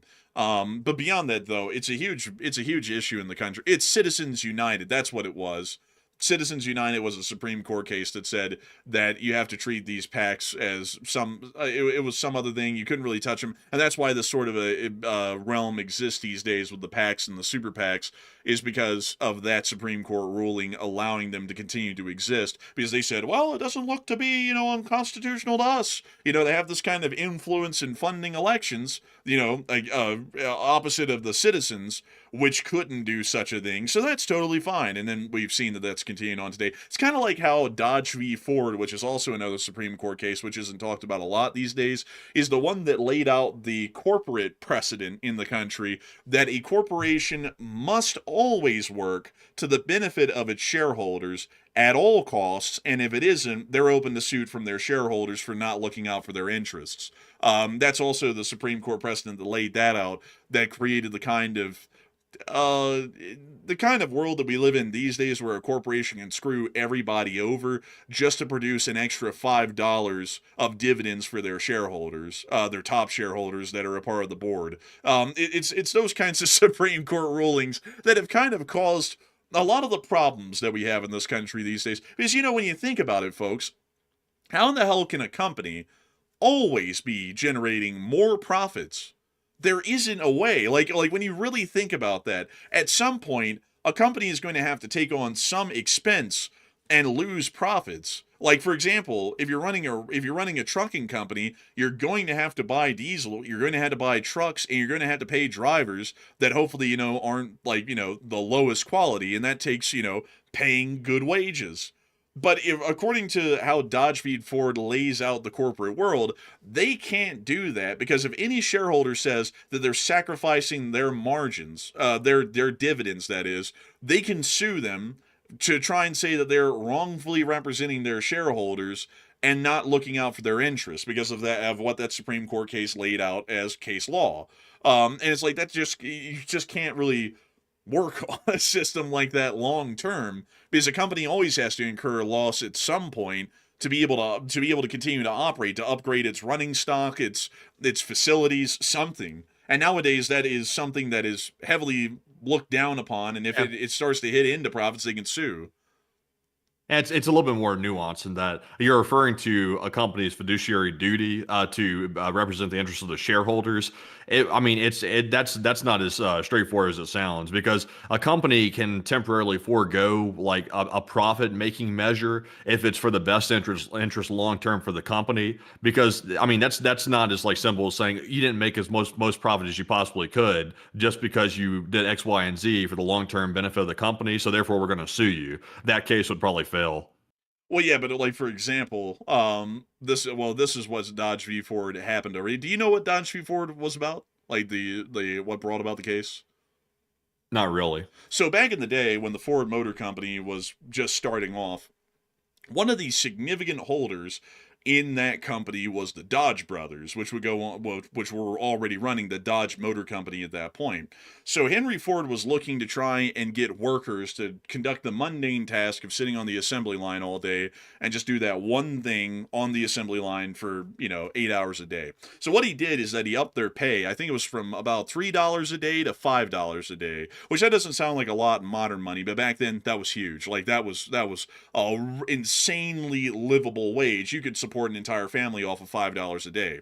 So The Dodge brothers sued Ford because they said that by him raising the wage, he was not looking out for the shareholders and their bottom line, because they were now paying out a lot more of what could have been paid out in dividends to the shareholders to the employees in wages. And so they sued him and brought it to the Supreme Court, and the Supreme Court sided with the Dodge brothers and said that they were in fact right. Ford could not just go and pay the workers a decent amount of money to be able to keep working at the company and to keep them on that repetitive task on the assembly line, because it wasn't looking out for the benefit of the shareholders and their fiduciary duty as a company to look out for them. So everything from that point on had to be done at the benefit of the shareholders. The reality of why that case was started by the Dodge brothers is because the Dodge brothers were actually seeing that a lot of their more adept sort of skilled laborers in their motor company that was also in Detroit were being scalped by the Ford Motor Company, because they were all quitting their jobs to go get a job with Ford, because Ford was paying them about twice as much for the same job. Oh, that's pretty interesting. Yeah, so like that's the whole reason why that suit was conducted. That's why I'm saying, because knowing the intent behind the suit and what the Supreme Court ruled on that given scenario, that's why I'm saying you can't really survive in a system like that, because Ford wasn't really looking out for the people who were working for his company and wanting them to have a good life. The reality was he was wanting to keep the workforce around to keep them skilled, and the only way to do that was to pay them well. So after that case law came out, a company can't really pay employees well for the larger part, unless if you have a union or whatnot, just basically, beating the company up to try and get you paid well, because they don't have any fiduciary duty to do such a thing. So really kind of a ridiculous sort of a precedent when you think about it. And I just think that that's one of the worst modern Supreme Court rulings that I've seen. I would wish that the Supreme Court would review another case like that and repeal that ruling, because I feel like that has been very detrimental to the modern corporate culture in the United States and how corporations function. But anyways, with that, I hope that does address that the best I can. And with that, we are on to the next one. We also have a 50 from Game Theory, and thank you very much, Game Theory, for that $50 support. Very generously, by the way. That is the second largest super chat of the night. Hey! And Game Theory said, The Boys series finale, where Homelander gives the world's richest man amateur astronaut, father of 17, and self-proclaimed free speech champion, a free one-way ticket to space, no return flight, no oxygen, no refunds. I actually I don't talk about that show a lot on air, but I actually have watched The Boys and watched all 5 seasons. I haven't seen a lot of people complaining about the 5th season and stuff and the finale. I honestly thought it wasn't too bad. I mean, it's like, yeah, it's like they were advertising their spinoff series in the last season and used up some time for it, but it's like, what were they going to do? It's like they're trying to keep people on Amazon Prime Video because that's who's producing it. So it's like, of course they're going to market. That's just a given. But honestly, it was a pretty decent finale in my opinion. Like I don't have high expectations when I watch a show. I'm just expecting a decent story, and it was decent. So pretty interesting one. But that one was pretty on the nose of who that was supposed to be. I know you haven't watched it, Matthew, but it was supposed to be a certain kind of a person that hangs out around the White House a lot these days, and it was like, it's a little interesting. You kind of put that one out there almost directly. But anyways, a huge thanks to you for the support and help this channel to keep it running. And with that, we're on to the next one. We also, by the way, when I read that off, I didn't even know that was a show, to be honest. I never heard of that show before. I'm completely out of the loop on that one. I'll have to take a look into it. But our next super chat here goes to Duncan VR, who puts in a 25 Australian. And thank you very much, Duncan, for that $25 support. And we do appreciate that very much. He said, Ball move of quack. Sir, do you like the new ballroom, sir? It's free because, I'll claim 200 Big Macs for it. That's what they say. 200 Big Macs. They don't just call them small Macs. They're Big Macs. Although they've kind of shrunk, it feels like. They kind of got a little smaller. Mr. Health Minister, do I put pineapple on my pizza? It's a strange thing. Pineapple. It's like an apple of pine. Brand new concept. Baba. To be honest with you, I've eaten pineapple before and I just don't get it. What is up with these pineapples? They're not from pines and they don't look like apples. Why do they call them that? And they have no reason why. They called me up on the phone and they said, Sir, don't burn down the pineapple field. I said, I'm going to burn it down because these things are an abomination to God. They're terrible little things, awful little things. Some people said that I got that by divine revelation. But nevertheless, I do have to say, I'm not a big fan of pineapples. Not a great fan. What do you think, RFK? I gotta tell you that one day I was traveling around and I found a pineapple patch and I walked into it and a little bug crawled out the top of the pineapple and it was a cicada. And so what I did is that I got 2 tacks out and I clipped its nails on its wings onto the side of the pineapple. I said, "Fly, boy, fly." And it wouldn't fly. The pineapple was just too heavy for it to lift up off the ground. So then I squashed it because it's a bastard, like it is. Okay, well, that was great. Honestly, one of the best, really. Let's all give him a round of applause. But a big thanks to you for supporting. Know this channel keep on running WVR. And I hope that that was what you were looking for. And so, a big thanks to you so much once again. And we're on to the next one. And moving on to our next one here. This one goes to, also, by the way, the Bearded said in the live chat, he said they should just call them Mac now, as there ain't nothing big about them these days. Honestly, they've shrunk. Like, I think those things have shrunk. Like, I know that's not my imagination. Like, every time, like, I rarely ever go to McDonald's, hardly ever. But when I do, it feels like a little mini hamburger. It's like, there's nothing big about this Mac. But anyways, we also have a 10 from Fallen. And thank you very much, Fallen, for that $10 support. And they said, cheers before the news report starts. And love y'all. And a big thanks to you for the support and helping this channel to keep on running. And a big cheers to you as well for the support and helping this channel to keep running. We love everybody in the LSC, and we're always happy to have you all here every single night. And a big thanks to you once again for your support and helping this channel to keep on rolling, because you help to make it possible and help us to keep this thing running. And so I hope that does address that well. And also, Matthew, have you seen this stuff online? I just pulled up shrinkflation, and it actually looks like, man, it's unbelievable. Like, there is actually, like, records of how small the burgers have gotten. What, do you have a picture? Yeah, I actually have a picture. This is saying that this is Big Mac from 1980 and about the size versus 2025, and that's the difference in size. I don't know if they're exaggerating that or not, but I don't know if this is true, but I feel like it's gotten smaller. Like, it's something about, I remember getting a Big Mac as a kid. And I remember, like, not being able to hardly eat it. And I know when you're smaller, like, you don't eat as much. Obviously, when you grow up, your appetite grows bigger. But, like, I remember when I was younger, like, it felt like it was a big hamburger. But, like, recently, like, it feels like a normal size hamburger, like the Big Mac does. I'm not sure if that's my imagination. Well, you know, look at this.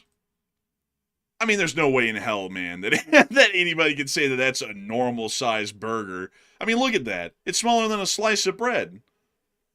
Yeah, I don't really know who's paying. Like, you know, I went to McDonald's like about 2 weeks ago. It was like $11 for a meal. Like, I just got like a large fry and a like a quarter pounder or something. It was like $11. I didn't even get a drink with it.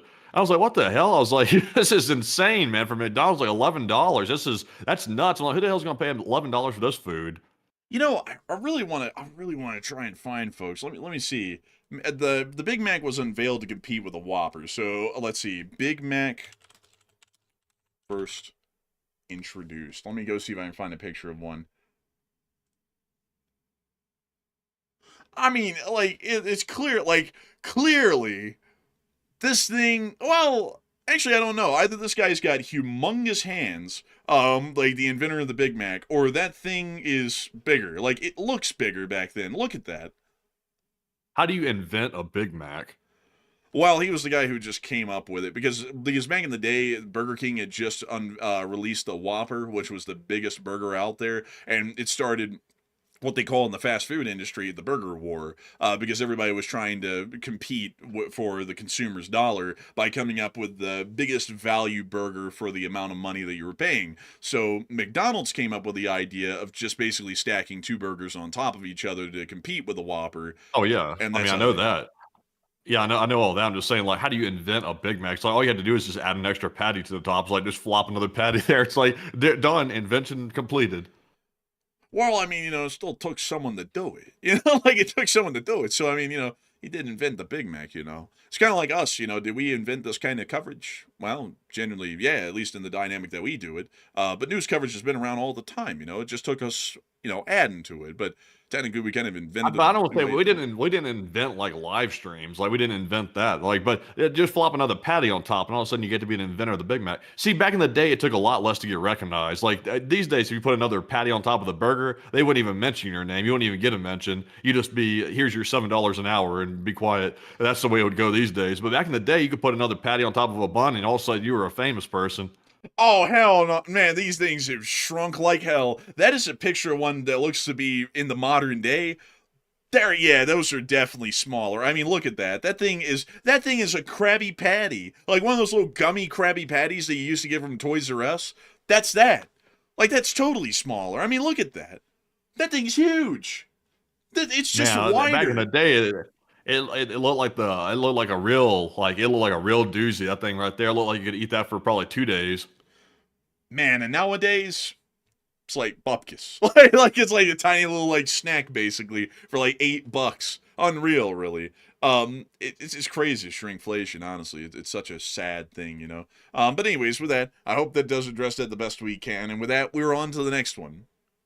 We also have a 10 from James Margolis. And thank you very much, James, for that $10 support. He said, what if the fiber optic cables have been mined by Iran? Would the past aerial view of the boats be over top of the cables? And you guys are the best. Oh, and thank you so much for the kind words, James. That's very kind of you. And we wouldn't know if those are mined. Reality is that they probably wouldn't mine them. They just drag an anchor over them because that's cheap. That's very cheap to just drag an anchor over the things. And also on top of that, the U.S. is never going to stop anyone at this point if they did drag an anchor on them. So that's probably what they would do. Or if they ever thought that wasn't possible, they can just fire mines from the shore, set them at their max depth with a timer, and then just have them detonate basically like a depth charge on top of the cables, which would knock them out as well. So I would say that I don't think there's like a bomb sitting on them at this point where they're like literally mined. But I think in a practical sense, they may as well be at this point because they probably have about a couple of different ways that they're able or willing to be able to take out these fiber optic cables if it came to it. And also, okay, so let me go through the whole phase real quick. Iran started the Strait of Hormuz blockade. So then the U.S. said, if they're going to blockade it, we're going to blockade it. So then they put a second blockade on it as well. So the U.S. started blockading it as well. So if that's the logic, the Iranians are trying to cut the undersea fiber optic cables. That means the U.S. is probably going to bring the big scissors in first and say, we're going to cut them first. That way we have control over the strait. It's like they're going to bring in the scissors and cut the cables preemptively. So that way Iran can't control them. Nah, better yet, man, you know what they're going to do? We're going up to the Caspian Sea, and we're going to put a Beretta 9mm up to their fiber optic to Russia, like with a Navy SEAL. It's going to be a Navy SEAL with a Beretta just pressed up on the fiber optic cable and like scuba gear, or just waiting for the moment. Like, it's like, I guess that's going to be our response. But like before long, folks, we're going to be in probably one of the most comical wars ever, because there's going to be a blockade on top of a blockade on top of a blockade on top of a blockade on top of a blockade on top of a blockade. And it just seems like we keep on trying to one-up each other. And then the whole time that's going on, the president's also saying, peace is coming soon. It's about to be here. It's going to be here. It's going to be so great. But we're going to bomb all of them and level their fields, and their children will weep if they do not agree, because they're bastards. But they'll agree because we love peace. It's like, and we're living in crazy times these days, folks. Crazy times. But with that, I hope that does address that the best we can. And with that, we're on the next one. Our next one goes to Mr. Lunchtime, who puts in a $20 support of the lunch money. And thank you very much for Mr. Lunchtime for that support. It has been a while, and it's good to see you once again. And they said, do you guys remember who started the Take a Question from the Chat? And great work as always, guys. Stay toasty, my friends, and take a question from the chat. Mr. Lunchtime, I thank you for the support. I actually don't know who did that. I just don't. I can't remember. I almost turned into Was it me? No, it was a super chatter that did it, because someone was like, take a question from the chat or something like that, and then we were like, oh yeah, we can do that totally. Because someone was like, I want the live chatters to be answered, like early, and they were like, so please take one from the live chat. I think it was a super chatter. It had to be, but I don't remember who it was. But they were legit, like, coming up with that, because they have helped so many people who throw in live chats to have their live chats answered early instead of later on once we get through all the super chats. But I cannot remember who in the hell they were, because it was a viewer that threw in a super chat, but I can't remember the name off the top of my head. But a big thanks to you for the support and helping this channel to keep on running, Mr. Lunchtime. And thank you so much for enjoying the work that we do. And we are staying toasty the best we can, and we will make sure to take a question from the chat in your honor. And so, Matthew, what do we got from the live chat? In honor of Mr. Lunchtime. All right. So a question from the chat, Chat. Excuse me, by the way. Chat West? Me. My foul mouth. Did not mean to say that, but I don't even know why I said that. I guess my brain's just like messing up a little bit. I guess I have a lot in common with some people in charge. But this one goes to Valana. You scared me. Valana God. Valana said, is the U.S. still flying in supplies according to Flight Trader? Yes, they are, actually. We can actually watch... Well, we wouldn't be able to watch it in this condition, but if we filter it down, we can actually see that those military flights are still ongoing. See, there's the little flights, the Moose, the RCHs. Someone's about to say, the RCH doesn't stand for that. It stands for something else. I'm calling it RCH, folks. It is what it is. Like, we can only get so well at doing this. But beyond that, there is continued supply of flights going on. It's just that I kind of get tired of, like, pointing them out because, you know, they're happening every day, like, truth be told. And, you know, there's only so many days that we can go and make it sound kind of new, where it's like, by the way, big flights going. But usually when people are putting that out, they're like saying the big supply flights are happening, it's coming, and then it starts almost getting into like the doomsday prepper world of YouTube, where they're like, the nuclear bombers are flying, the codes are being transmitted, like every day. So, you know, I kind of... or it's like the U.S. Air Force went down to Iran and U.S. forces responded. Well, no. Better yet, man. The Iranians drove a speedboat through Hormuz.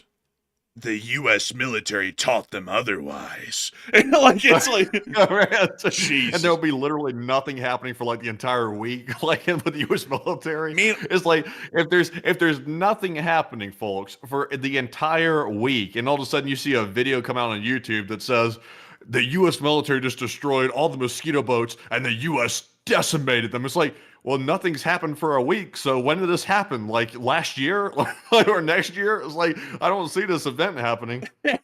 Meanwhile, the real story is 100 fast attack boats went out in the minefield, dropped another 200 mines, and then went back home, and nothing happened to them, which is just, it's so bad. And then there's people out there who'll make thumbnails like that. And like, you know, I gotta say, folks, I don't go, well, we don't go out of our way to have, like, problems, but I don't like when people just misrepresent things to the extreme.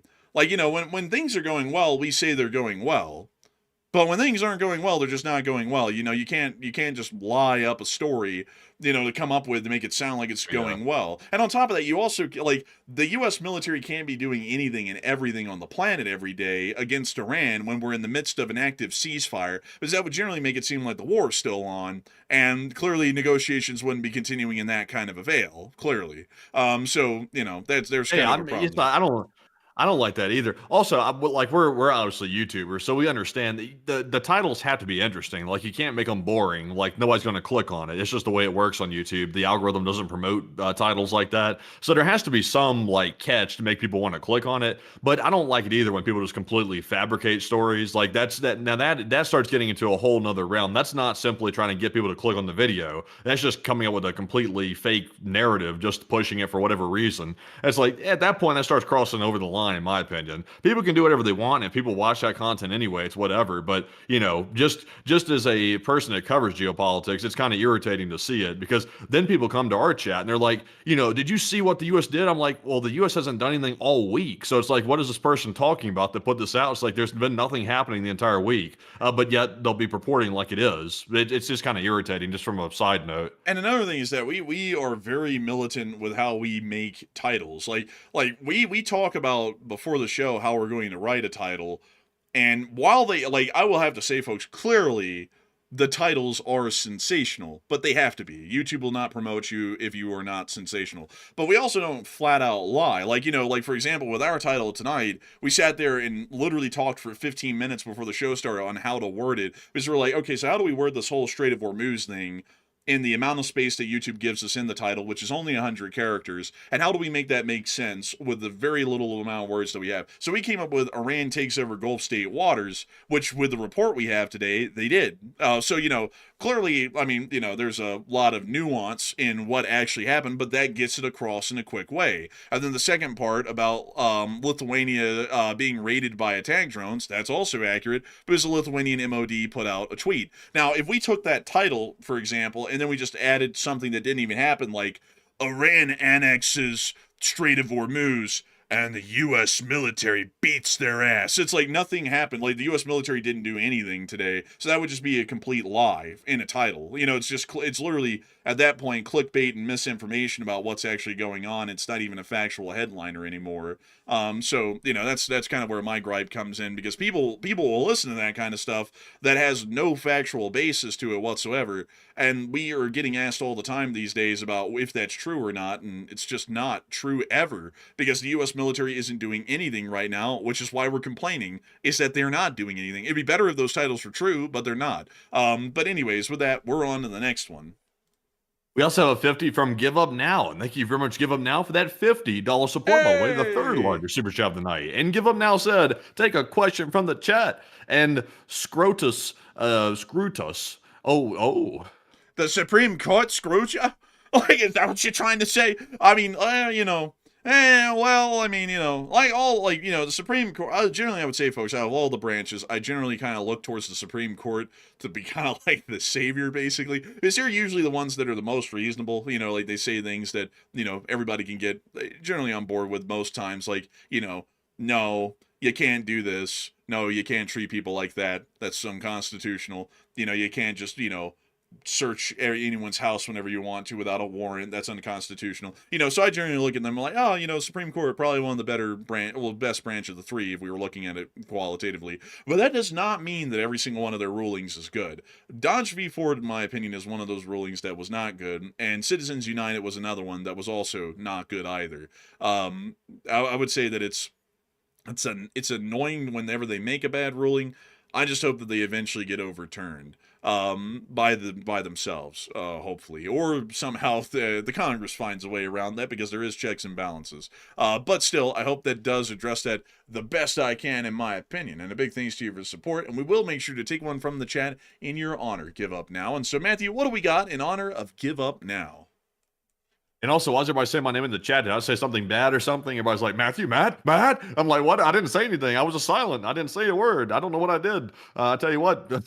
But anyways, though, getting that live chat question, though, in honor of our super chatter, this one's going to go to none other than, also, by the way, it's Give Up Now. I was trying to find her name. It slipped my mind there when I got distracted by everybody saying, Matt? Oh, so I was like, what did I say? But thank you, Give Up Now, for that support. And the live chat question goes to Chillin, who said, do you think Ukraine could target maybe some of the Russian sites when they fly around from areas? Could you reread that? I had to reword it because I'm not sure if YouTube would like that question so much, so I tried to reword it the best I could on the spot, but it kind of got a little bit mangled. So he said, do you think Ukraine could maybe retaliate for the attacks that Russia's trying to conduct on the leadership in Ukraine? So to answer the question as it's written, because I like that, I think maybe the way you're rewarding that, I really like, it's like, well, yeah, they could retaliate, and that's the end. Like, as far as that one of a plane, they have really no way of targeting that in reality. Like, you know, they don't really have any way to reach that far into Russia or to reach an aircraft at an altitude and at speed. So generally the answer to that largely would be no. And if they tried to conduct an attack wherever it was landing in Russia, they would just divert the aircraft, which means that the attack would fail because they just drop them off at another secure location nearby, but out of range to where they could get them to safety before the drones were able to make their way over there and try and get them. So the answer to that is most likely no. So I hope that does address that the best I can.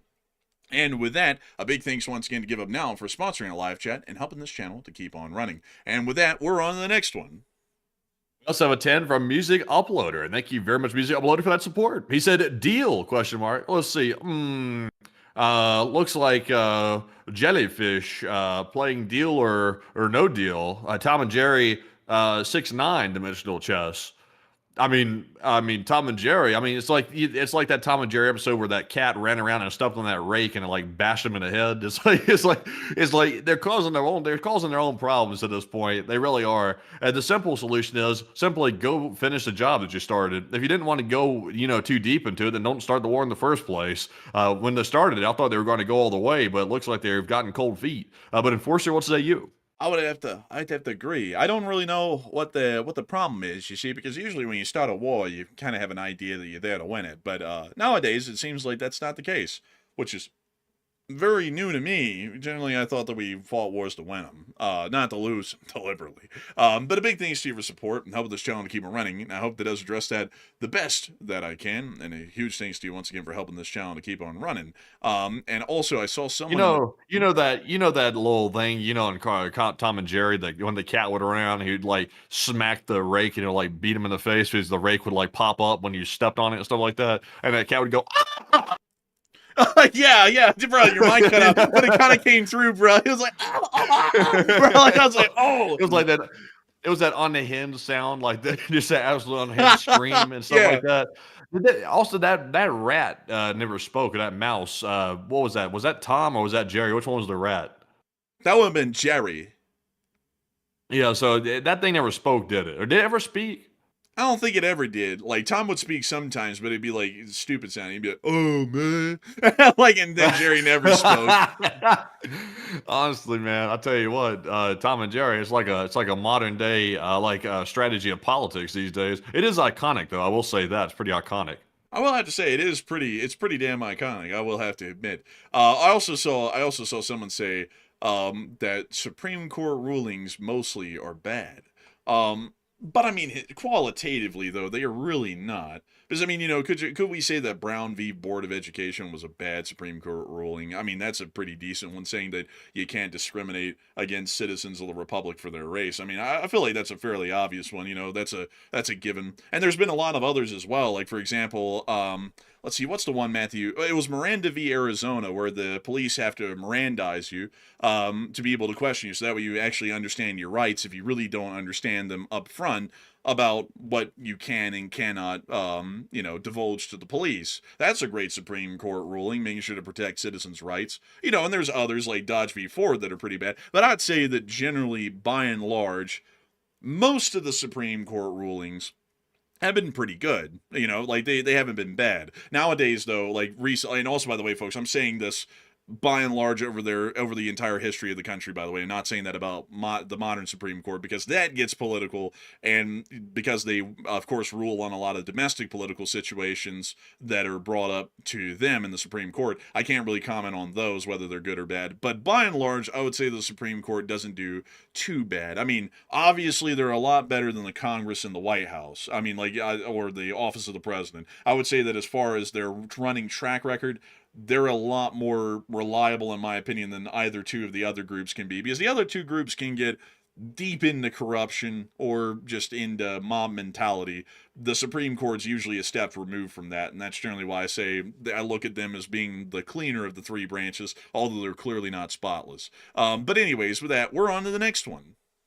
And our next one goes to Give Up Now, who puts in a 10. And thank you very much, Give Up Now, once again for that support. They said, sorry, Kurds, we got you again. We let Saddam Hussein wreak vengeance for the substantive support that they gave during the Gulf War. And Turkey deserves an accounting, they say. I'd have to say, like, the Kurd, like, honestly, I don't know why the Kurds are still with us. If I was a Kurd, I would be at this point of just hating the United States. I mean, truth be told, I mean, we've basically abused their friendship and alliance with us for decades at this point, and we've never returned the kindness and the sacrifice they've shown for us back to them once. And I'm honestly shocked that they're still allies with us and they're still willing to deal with us at all, because I feel like any reasonable group would have already kicked the United States to the curb decades ago. Somehow they're still with us. Honestly, I gotta say, I thank them for hanging in with the United States with how they've been treated, because I can't think of many other countries or many other groups that would stick with the United States like that after being screwed over dozens of times by the very country that claims to be their ally. But a big thanks to you for supporting up with this channel to keep it running, and I hope that does address that the best I can. And with that, we're on to the next one. We also have a 10 from Irish Ed, and thank you, Irish Ed, as well, for that $10 support. He said, Irish Ed here. He said, I've been sending you guys super chats, but you never read them, huh? Huh? He said, I checked my charges, and it's gone to NSF NASA channel. No idea why, but love you all. And also, by the way, I'm not really sure what's up with that. I really don't have any clue what would be going on with that right there. That's very odd. But this one did come through, though. But thank you very much, Irish Ed, for that support. And Enforcer, what say you? I would have to say that's like legitimately crazy. I don't know why that's happening. I'm sorry about that. That sounds like a YouTube end issue, if anything, because I don't know why they'd be going to a different channel. But I do thank you incredibly for the support, Irish Ed, and great to hear from you again. And I'm sorry to hear that's been going on, but a huge thanks to you so much once again, and thank you for being an incredible friend of the Lee Spring Army and the Enforcer channel. And so a big thanks to you so much once again. And with that, we're on to the next one. We also have a 10 from Rye Guy SR, and thank you very much, Rye Guy, for the support. He said, Money won last night in Kentucky. LLT LSA, take one from the chat. And I thank you so much for the support, Right Guy SR. And long live the Lee Spring Army. We will take one from the live chat. So what do we got, Matthew? And the live chat question goes to none other than One Visual, who said, if Russia is running into a fuel deficit, is there a system in place to direct ship to customers instead of going into storage? Generally not that we would know of at the moment, so I would have to say probably not. So I hope that does address that live chat the best we can, and a big thanks to you once again for support and helping this channel to keep on running. And with that, we're on to the next one. We also have a 10 from Wrath of Cath, and thank you, Wrath, for that 10. They said, have the people in the tankers that were anchored in the strait been able to leave their tankers? LLT, LSA, big booty worm. And a gallon of gas each. And I don't think they've left their tankers. There's a whole bunch of ships abandoned up there. Not abandoned, but they're stranded up there at the northern end of the Strait of Hormuz in the Persian Gulf. And I'm not really sure how they're getting supplies at this point because, you know, they've been up there for a long, long time, like way longer than they were supposed to be. So I'm not really sure, to be honest with you, if they're even getting properly fed or not. They could be on a starving diet for all we know. But Enforcer, what say you? Man, I'd hate to be on the starving diet. I can only take that so long before I break, I tell you. I wouldn't be able to handle that, really. No, I like to be on that full diet. Man, I like to be on that full diet as well. I don't like to be hungry, folks. Does anybody like to be hungry? I don't think so. So, you know, I think that's a given. But outside of that, I would have to say that I think they're just sending their away boats. Let me look at this really quickly. Oil tank. They got to have an away boat, don't they? Not a lifeboat, but an away boat. Actually, doesn't look like they do. So, I don't know. Huh? They get a little bit hungry, I think it sounds like. Yeah, because, I mean, if they have no way to go to shore, how the hell are they eating? Like, you know, they're not going to launch the lifeboat every time they want to go get something to eat. That's like a 70-foot drop from the deck. Generally not something you want to do over and over, just to, you know, go on like a grocery run to Kuwait City. But I'm not seeing squad. Oh, the lies they'll tell about me now. The atrocities that are probably taking place. Who knows what's going on? I don't really know how they're eating. It's like, what are they fishing? It's like, what they bring out like a fishing rod and they're like cooking up some like, I don't know what kind of fish are out there in the Persian Gulf, but what are they cooking up some fish?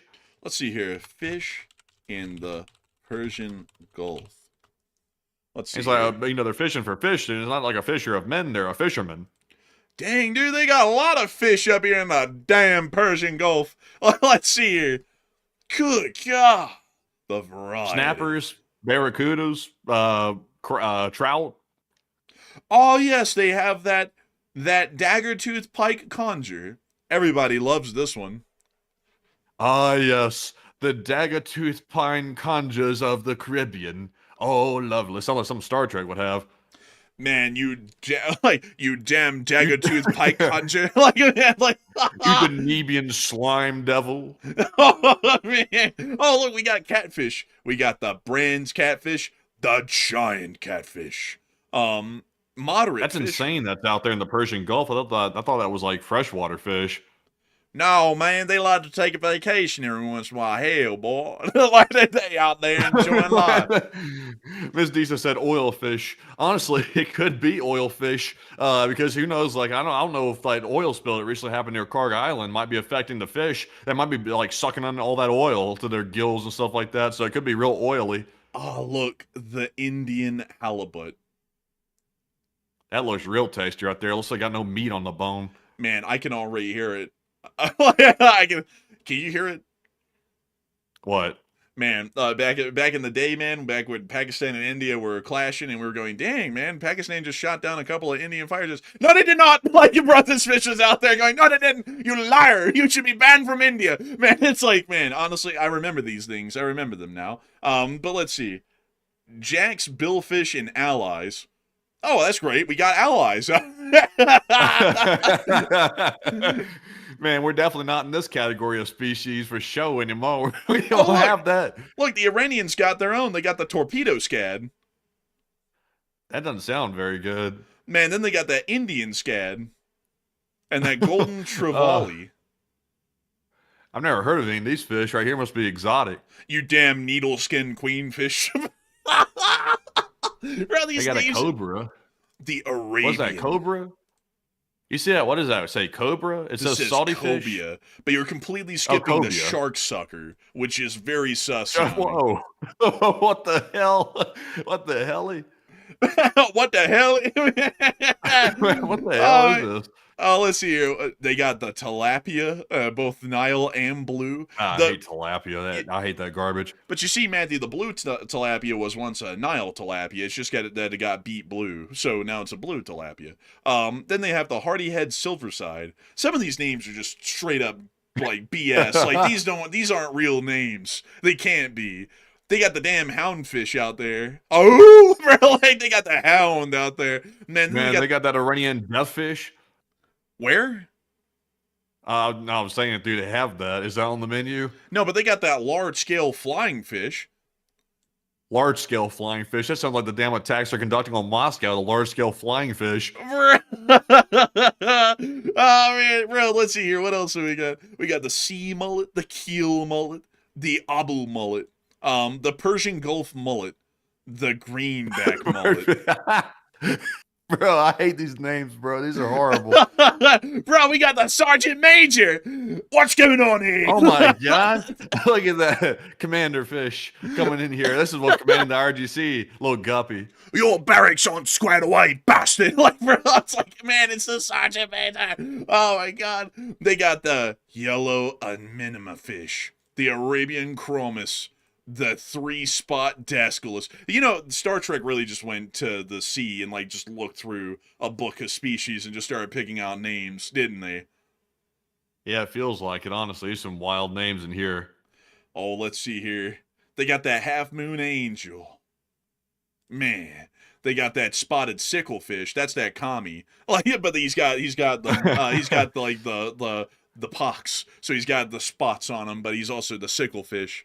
Then they got that U.S. cold feet. They got that U.S. cold feet fish. Man, they got that damn orbicular batfish out here, bro. Sound like a Dracula Flow quote, man. Like, bro, they got me out here moving like an orbicular batfish. Oh my God, man! I'll tell you, man. Hold up, we need the gold coin ponyfish, bro. Isn't that what Biden said to that one guy? You damn lying gold coin ponyfish. No, man. It was a dog-faced pony soldier.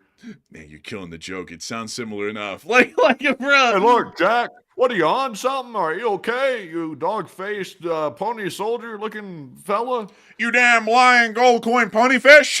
I mean, if you're trying to learn about the man on the moon, I mean, you don't go ask your grandma. Anyway, are you okay? I mean, you're looking like you're a little peaked.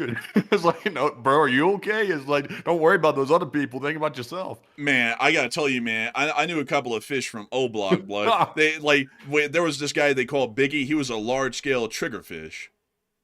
Man, I tell you.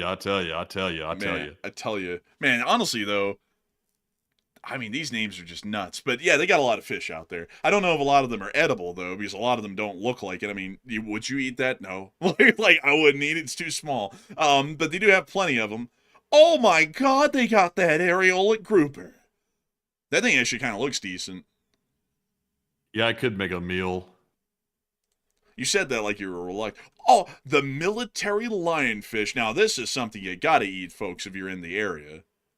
A military lying fish? No, lionfish. It's not a U.S. Oh, I was about politician. to say. I was about to say we have a couple of those fish. I've seen a few of those. I ain't never been to the Persian Gulf, but I've seen some of those fish. Oh man, this is a really crazy fish out there in the Persian Gulf. But anyways, with that, we are on to the next one. We also have a 10 from DWRB, and thank you as well, good sir, for that support. He said, "Evening, everybody. Had some storms roll through Philadelphia during rush hour. Whole commuter rail system went to hell, but what a night." Dang, I gotta say, big thanks to your support. Also, I never knew that you were from Philadelphia, DWRB. Have you mentioned that before? That's news to me now. I don't think you've mentioned that before. Philadelphia, though. I've heard that Philadelphia has some nice parts to it, and then some not so nice parts to it. But I would like to go there one day and see it, because, you know, a city's reputation is sometimes definitely not what the city actually is. But I do have to thank you for the support, and I gotta say, we have had some rain and snow out here in Salt Lake in May, which is unbelievable. This would never happen in Alabama.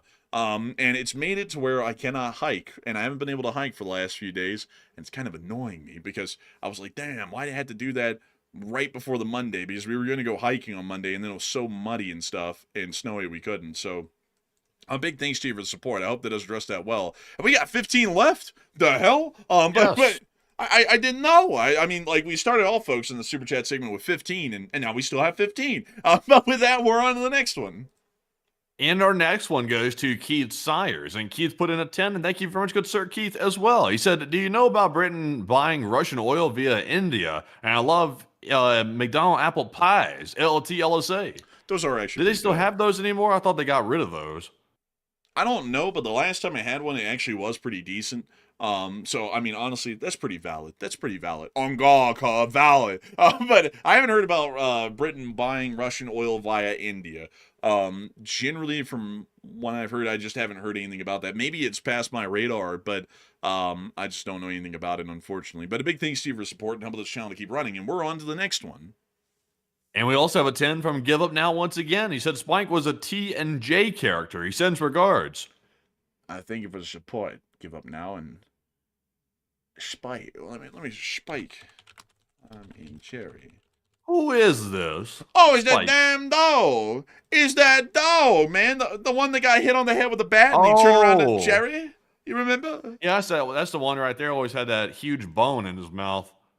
Yeah, and he had that little pup too. Yeah, that little one. I forgot what that was called. Spike Jr. or something like that, I think. Why does he look like an upstanding family man? I mean, he had a pup.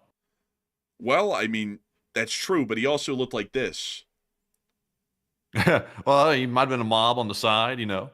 Man, he was the muscle. Man, like he was the muscle. He's putting food on his family. Man, oh, there's that welt thing.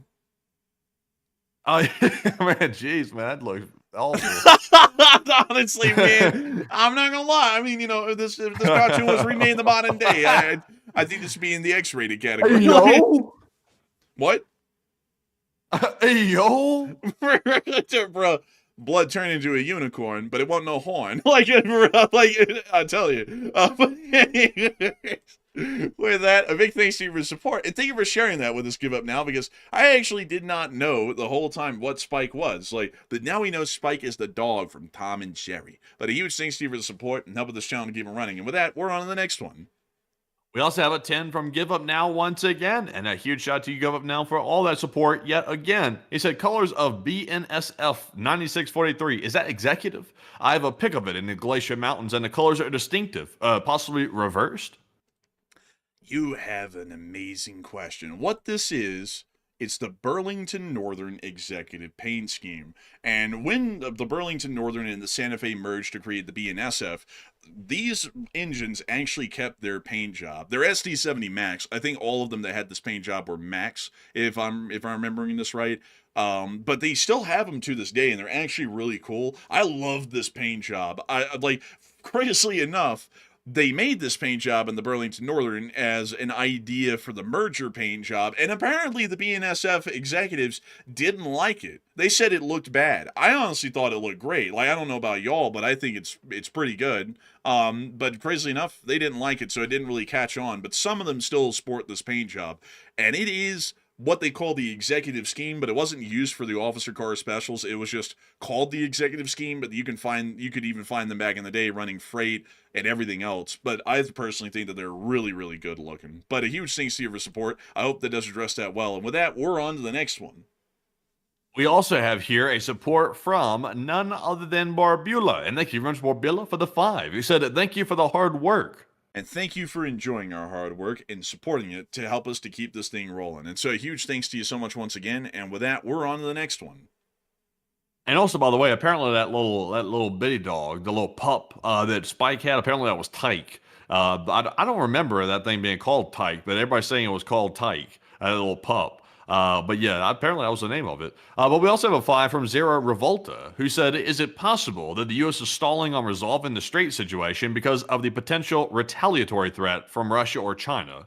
I would doubt it, because when we first started the war, that would be the moment for them to retaliate. And if they were wanting to do that, they would have to publicly state that. That's never stated quietly behind the scenes. They want that to be a big public deal for a myriad of reasons, and we haven't seen that yet. And on top of that, Russia and China really have no way to directly militarily retaliate to make our war in Iran difficult or so tough on our end that we wouldn't be willing to conduct it, because they don't have any power projection abilities to get there in large numbers. So generally I would doubt that, but I do thank you for the support and help this channel to keep it running. And with that, we're on to the next one. We also have a 5 from Give Up Now yet again. They said Taiwan stole our businesses by Tesla. Well, a big thanks to you for the support and helping this channel to keep on running. And with that, we're on to the next one. We also have a 5 from the Oda, and thank you, Oda, for that support. They said, thank you for the news. That is all. And thank you for the support and helping this channel to keep on running. And thank you for that. That is all. I'm dismissed. But a big thanks to you so much once again. And with that, we're on to the next one. We also have a 5 from Mark Dixon, and thank you, Mark, as well, for that $5 support and helping to get the channel running. I saw Mark just checked out for the night. He just left. That sounded kind of bad the first way I phrased that, but he's left for the night. He didn't check out. He's still with us, thankfully. But good night to you, Mark, and thank you for the support. And Enforcer, what say you? I would have to say a humongous thanks to you for the support and helping this channel to keep on running. While you may not be here right now, when you're here tomorrow, you'll be able to hear thank you. We greatly appreciate you. Hey, you've been around for a long time, and we're massively appreciative of that. And so a huge thanks to you so much once again. I hope that does address that incredibly well. And with that, we're on to the next one. We also have a 5 from DWRB yet again. He said the Big Arch is superior to the Big Mac. You know, honestly, I would agree. You know what's weird about the Great Arch in St. Louis, or the Gateway Arch, is that this is a national park, which it shouldn't be. Like, it's supposed to be a national monument. Man, I'll tell you what, they need security because this place was looking kind of rough when we went here. I'm not going to lie, man. It was looking pretty rough. You know, folks, that's the gateway into what I would say is probably one of the most despotic places in the country. I hate to say it, too, because I always thought that St. Louis was really cool. Like, the name was cool. The city's got a lot of history. But God, folks, that place is bad off these days. Like, really bad. We've been through here a couple of times, and we had to go through here, moving out here to Salt Lake, and it was bad. I mean, everywhere was bad. I didn't see a single nice spot off the interstate anywhere. And I think we went down on that time at the Interstate 270, which is way out in the outskirts. And then the other time that we went through was like Interstate 70. Yeah, I'll admit that was not a good city. Like that had the same vibe as Memphis. It felt dangerous just driving through it. It felt like the home city of Montgomery where we grew up. Actually, it felt a lot like it, which was very dangerous to say the least. I mean, driving there was dangerous. You get shot just simply driving there. So I kind of felt like that in Memphis and St. Louis. I didn't like it very much. I'll be upfront with y'all, folks. Anything that I know of from St. Louis south along the Mississippi River is not desirable to be in. Like, it always seems like it's very impoverished and very crime-ridden for some reason. I don't know how to explain that either, because, you would think that considering that it's on the river, which is an economic artery of the country, there would be a lot of money to be had around there. But apparently not, because you don't see any. And it seems like it's an economically depressed region of the country around the Mississippi River Delta, or more so the Mississippi River Basin area, if you want to call it that. I think that's the more accurate term. But a big thanks to you for the support and helping this channel to keep it running, DWRB. And with that, we're on to the next one. We also have a 5 from your mama, and thank you very much for the support. They said, any chance Russia or China joining the war?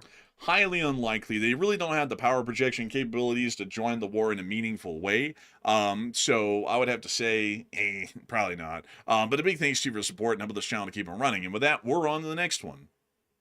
We also have here, let's see here. Someone said, if there was no news or activities the whole week, I'd still be happy to listen to you guys. Matt's guide on changing oil plugs. Oil plugs? I think you mean spark plugs. He said, Matt's fashion advice and enforces baking recipes.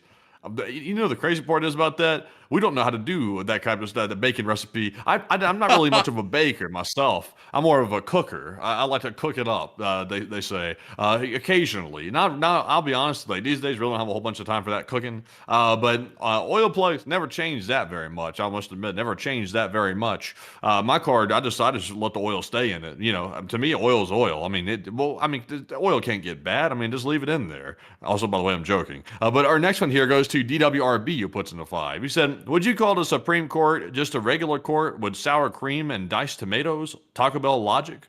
You know, I always joke about I think Matthew and me, usually when we joke about it, we joke about the Supreme clothing brand, you know, like that red, like, rectangle with the word Supreme in it in white text, and you smack that up on the Supreme Court. Like, that's what I think we always joke about that. But honestly, the Taco Bell Supreme, honestly, not that bad off. Like, honestly, it probably does have sour cream and a couple of other things in it.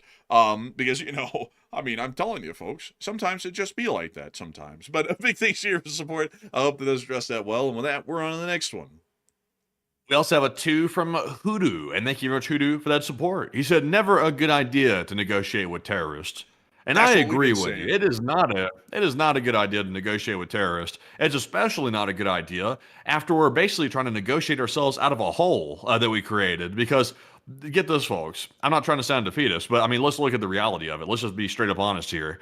We were in a better shape before the war started at this point, and now we've lost service members. You know, young men and women of the United States Armed Forces. We've lost some of them at this point. We've lost a whole bunch of aircraft, a whole bunch of drones.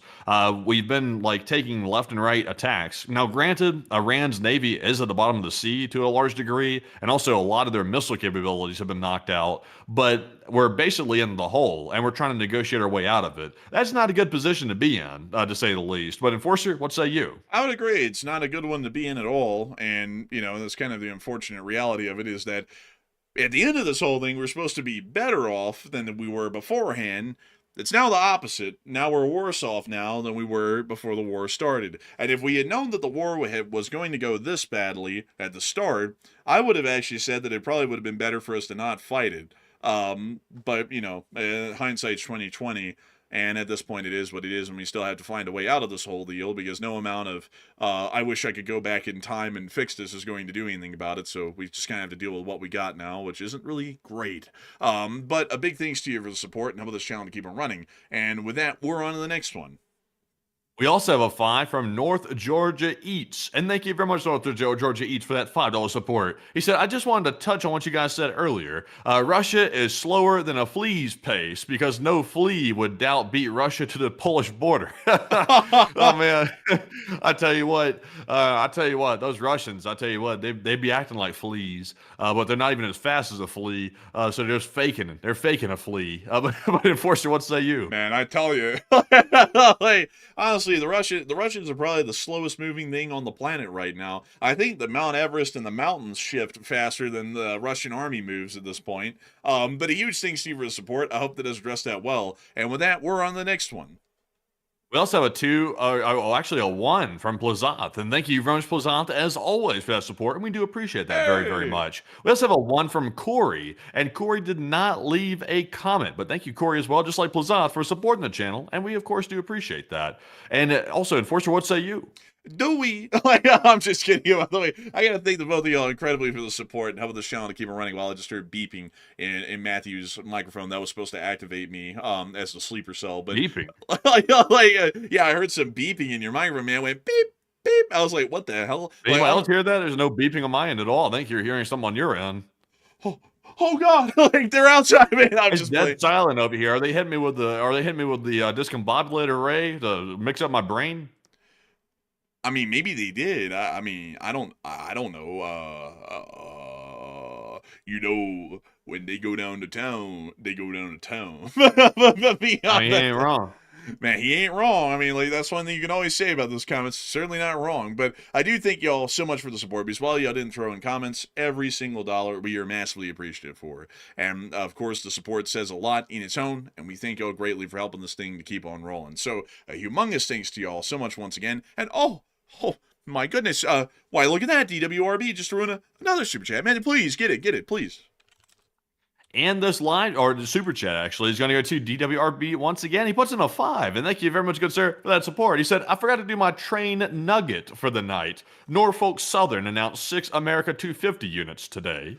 They did, and honestly, they look pretty decent. Here they are. That is not bad, honestly. I will say I actually like that. Yeah, it's pretty cool. Wait a minute, what's that one over there in the left corner, though? Which one? The one at the top. That's the Liberty Bell. What's on there? Oh, this Liberty Bell. It looked like the hairdo of a certain political leader. Well, I mean, you know, if you're talking about glazing, it can't get worse than the Union Pacific. They literally named an engine after him. Like, no joke. Oh, like, can I see it? Like, let's see it. let me go get it. Never heard of it, actually. 250 units. Let me go find them. Oh boy. Oh boy. Here it is. There it is. Oh, it's not a bad looking train. No, no, it's not bad. I don't see his name anywhere on it. Right there. Oh, dang. I couldn't even see that really until you just pointed it out. Like, I guess that's his. I guess that is his name. I mean, the train looks like a nice livery, I will admit. Yeah, it's a nice paint job. I'm not going to lie, folks. I mean, this is a pretty damn good one, but also look at the engine number as well. What about it? Take the 2 first numbers. Okay, yeah, I see it now. So now you're starting to see it. Like, so I'm gonna tell you my opinion on this is that because of the ongoing deal of them trying to, you know, merge, generally they're doing this to try and win some favor. Maybe that's what I'm thinking, but that's just my opinion and my 2 cents. That doesn't represent the interests of the company. But outside of that, though, it looks good. It's just that I don't really like. I gotta say, folks, I don't really like the glaze element of this thing. You know, because it's more so about the country's 250th anniversary, not just some guy. You know, because I mean, but man, they have to glaze the train. If they don't glaze it, it won't have enough protection on the coat.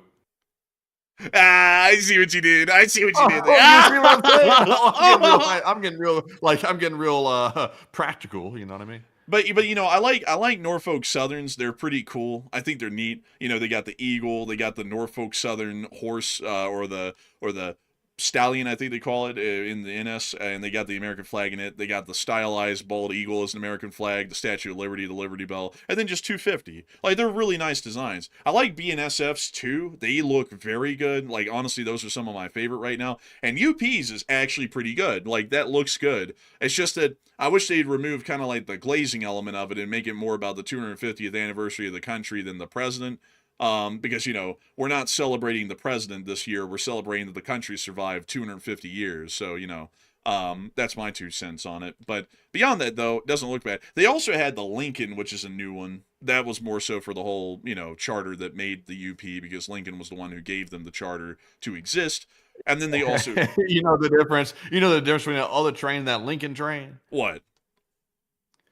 This Lincoln train right here, when it moves down the rails, it moves down the rails very smoothly and very, very honestly. Because, you know, his name was Honest Abe, you know, very honest fellow there. Not every train can say that. Man, honestly, you're right. You know what this one be saying right here? I don't like this one right here. I mean, it could move down the trail or down the train tracks, possibly, honestly. But I mean, it's a big question mark. Open the damn railroad crossing, you crazy bastards. Like, bro, like, that's what it said. Oh man, I tell you what, this thing is screeching and hollering all the way down the damn trail, down obnoxious ass train. Since we're on this topic, let me go get the BNSF 250 units, because we've shown them before, but since we're on the topic, we might as well show them again.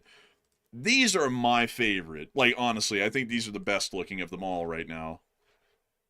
Yeah, I do like those. I like those. Yeah, those are pretty. I wonder, I don't think CSX has made an announcement. Let me check, folks. CSX hasn't made an announcement. Huh. Well, CPKC did something. I thought they had a really good one, too. But weirdly enough, CSX hasn't announced any sesquicentennial units yet. That's kind of crazy, you know. You would think that CSX would be on this whole thing by now. They're going no, to. they're hardcore. No, they will, man. Because when Norfolk Southern started their Heritage Fleet, let me see here. Norfolk Southern Heritage Fleet. When Norfolk Southern started their Heritage Fleet, which are these, that were like the fallen flag railroads that are a part of the NS now, that got CSX to do their own Heritage Fleet. So the fact that Norfolk Southern just announced they're doing their semi-quintennial stuff, CSX is bound to announce it probably within the next few weeks, I would assume at this point, because they're competitor railroads on the East Coast, and if one of them does something, the other one always like tries to compete with them in that point or that realm somehow. Yeah, I don't like it when they fight like that. I wish they'd get along. But yeah, Stop nice fighting. trains, though. Like, yeah, nice trains. Honestly, they look really good. But anyways, with that, a big thanks to you so much once again for support and helping this channel to keep it running. And with that, we actually have one last super chat to get to, and then we'll be getting on into some live chat. So what do we got, Matthew? And this one goes to Doggo, who puts in a 2. And thank you, by the way. They said, which war will come to an end first and why? You're asking the impossible. Like, who knows? Like, I don't know. Like, the war with Iran could go on forever. I mean, you know, like, I don't even, like, I hate to tell you, I'd have to declare ignorance on that one. But Matthew, what would you think? Me personally, between the wars that are going on right now, the two main ones, the Iran war, the Ukraine war, I would say that that's a damn hard question to answer. Actually, now I put some thought to it. Well, let's see here. Let me get through. Let me think through the ideas here. Let's see here. I would say that the Iran war has a bigger chance of coming to an end first because Ukraine and Russia. I mean, Russia is throwing everything they got at the problem. It's not fixing anything, but they have unlimited manpower to throw at the problem. They clearly don't have a problem, you know, putting their guys into a meat grinder. So that's pretty much unlimited. Ukraine isn't going to give up because they have the fighting spirit like none other in the world right now, so they're not giving up. I would say that the one that has the biggest chance of ending first is the Iran war because there's internal unrest inside of Iran. That's a big factor. The leadership is a little bit unstable, to say the least, and the U.S. might finish the job. And if they do finish the job, then the Iranian regime could be cooked if they actually follow through with it. So I would say the Iran war between the two, but that's still pretty close. And I would have to say, that's about as decent a shot as anyone can get. And also, don't hold us to that stuff, folks, because we don't know if that's going to hold out for that long. You know, who knows? The Iran war could go on for literally ever, and we have absolutely no clue. But with that, I hope that does address that the best we can. And big thanks to you for support. And with that, we are on to the next one. We also have a 5 from Game Theory, and thank you, Game Theory, for that 5. He said, "Hey, Matt, can you spell something for me?" And I sadly I can't. I'm not really good at spelling. Sadly, I'm not really good at this. Come on, Game Theory, come on, man. I know this old trick right here. This is like from the old ages. I tell you, oldest trick than the bucket. But Enforcer, what say you? You're not gonna make us spell that. That's ridiculous. Like, how dare you? I'm just kidding, by the way. It was a good try though. But that one is just the oldest trick is in the book. I think that's the first one that everyone got on in elementary school. At least that's what they were doing in our elementary school, because you'd be in like second grade, they'd be like, hey, spell I cup. And you'd be like, you'd spell it like legitimately, and they'd be, we got him. And it'd be like, oh, damn it. Like, and then you did get head, and then you just learn from there. But a big thanks to you for support and helping this channel to keep it running. And with that, we're on the next one. We also have a 2 from DWRB, who said RBMN 1776 and WLE 1776 as honorable mentions too. You know, yeah, you're not far off. I mean, here's another 250 unit right here from the Reading and Northern. And here is personally my favorite, the Wheeling and Lake Erie 250 unit. They're really getting patriotic up in here. They said, "Oh, God bless America." I like those Land train numbers up that on the I side. love. Land of the free, land of the non-corrupt. But anyways, oh man, that was a funny joke, wasn't it? But yeah, these trains right here are something very patriotic. God bless the shareholders, stocks that I love. Man, like they're about really hit them patriotic songs. But beyond that, I would say out of these two, considering that they're not road engines like you see in the other class ones that are doing theirs right now, out of these two, I would say that this one's better. I don't know. I just like it. It looks really good. Something about it just snaps, nice paint job. But a big thanks to you so much for the support. I hope that does address that well. And with that, we are on to the live chats, I believe, at this point. Finally, oh, heavens. So what do we got, Matthew? All right, so the Morse code decoders tonight were the entire roster. We had Paul, Kevin, Mason, Joni, Norm, Arabelle, her royal fluffiness, as well as Kush, Kubaterik, Sire, and Brian. They said, the Morse code said, "Oh, yippee, it looks like we got a peace deal coming any day now. Oh boy, LTLSA." And and that's the sound of money, and that was dead on the nail. That was the Morse code message of the night. I gotta say, we are entirely honored, greatly appreciative to know the Least Student Clause always getting that correct time and time again. They always intercept every message, every broadcast, and make sure to get it right every single time. A big congratulations to y'all once again, and long live the Least Spring Army, and the Least Spring Army will never truly die. And so with that, I hope that does address that well. And I see a lot of people like, "Hey, you're not that bad of a singer." Oh, well, I mean, like, I kind of, like, soup it up comically. I'm pretty decent on, like, the lower notes, but if I try and do, like, any sort of a tenor, it's going to be terrible. But that's why I do tenor, because Are you good? You're good on the low notes? Can you give us a sample? No. Like, no, you put me on the Uh, spot. oh, You put me on the spot, buddy. see, I called that bluff right there. I called that one right there. I called the bluff. But I just sung the low heard of notes. the deal. I said, call them out when you see them telling a little fib. You got to catch those fibs when they say them. You got to say, sir, we're going to stop it right there, sir. We're going to question what he said. We said, we're going to put the feet to the fire. That's what they say. They need to because they got cold feet right now. Those feet are getting really cold. The hell, man? I just sung, like, lower notes. Like, if I sing high notes, it's going to be bad. But, like, lower notes, I'm not too bad, I'm not going to be winning American Idol or nothing, but it's not too bad, so it's not bad. I mean, like... You're not an American Idol because I'm already that. I'm already the American Idol. You can't be it as I'm already taking the spot. They canceled the show. We've already found him. American Idol, he's already picked. He's already picked. Sorry, go home, all you singing people. You can go right back to your house. It's real cute what you tried to do with that singing, but there's already an American Idol. Go back home. Rest with your families. L is for the way you look at me. Oh. Anyways, with that, we're on out of the Morse code message and on into the third to last question of the night. And this one is going to go to none other than Crashin, who said, on the subject of nuclear materials, has there been any more about the anomalous radiological signature that was reported on earlier today by the Ukrainians? We didn't get anything further on that, and I don't know what it is, actually, because we just didn't really get a good explanation. Mandy, do you see anything else about it? The Ukrainians are alleging that in some of the missiles that the Russians are firing, that they're detecting radioactive isotopes in some of those warheads on those missiles. They actually provided the isotopes that were allegedly found in the missile, so that looks compelling, I would say. But that wouldn't be the first time, though. We've heard before that not only is Russia doing that, but also Iran was doing that years ago. So it's not unheard of. But there's allegations out there that countries that are kind of a little bit underhanded with their military dealings, like clearly Russia is, they put like radioactive substances in the missiles for the sole purpose of contaminating the environment when the missile impacts somewhere on the ground or impacts, an aircraft. It disperses radiological isotopes all over the place. So they're saying it's intentional. And right now it's up for debate, but I mean, I wouldn't put it past the Russians, to say the least, because that wouldn't be the worst thing they've ever done. But that's what they say. I'd have to say that's probably the best answer that we could give given the circumstance.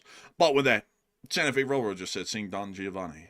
I don't know what the hell would make you ever think that I sung Don Giovanni, but I'm not singing Don Giovanni. I'm just playing, by the way. I actually have tried that one, and that's one of my favorite songs, one of my favorite opera scores. It's a great one, really. Don Giovanni is a great opera. But anyways, with that, we are on to the second to last question of the night.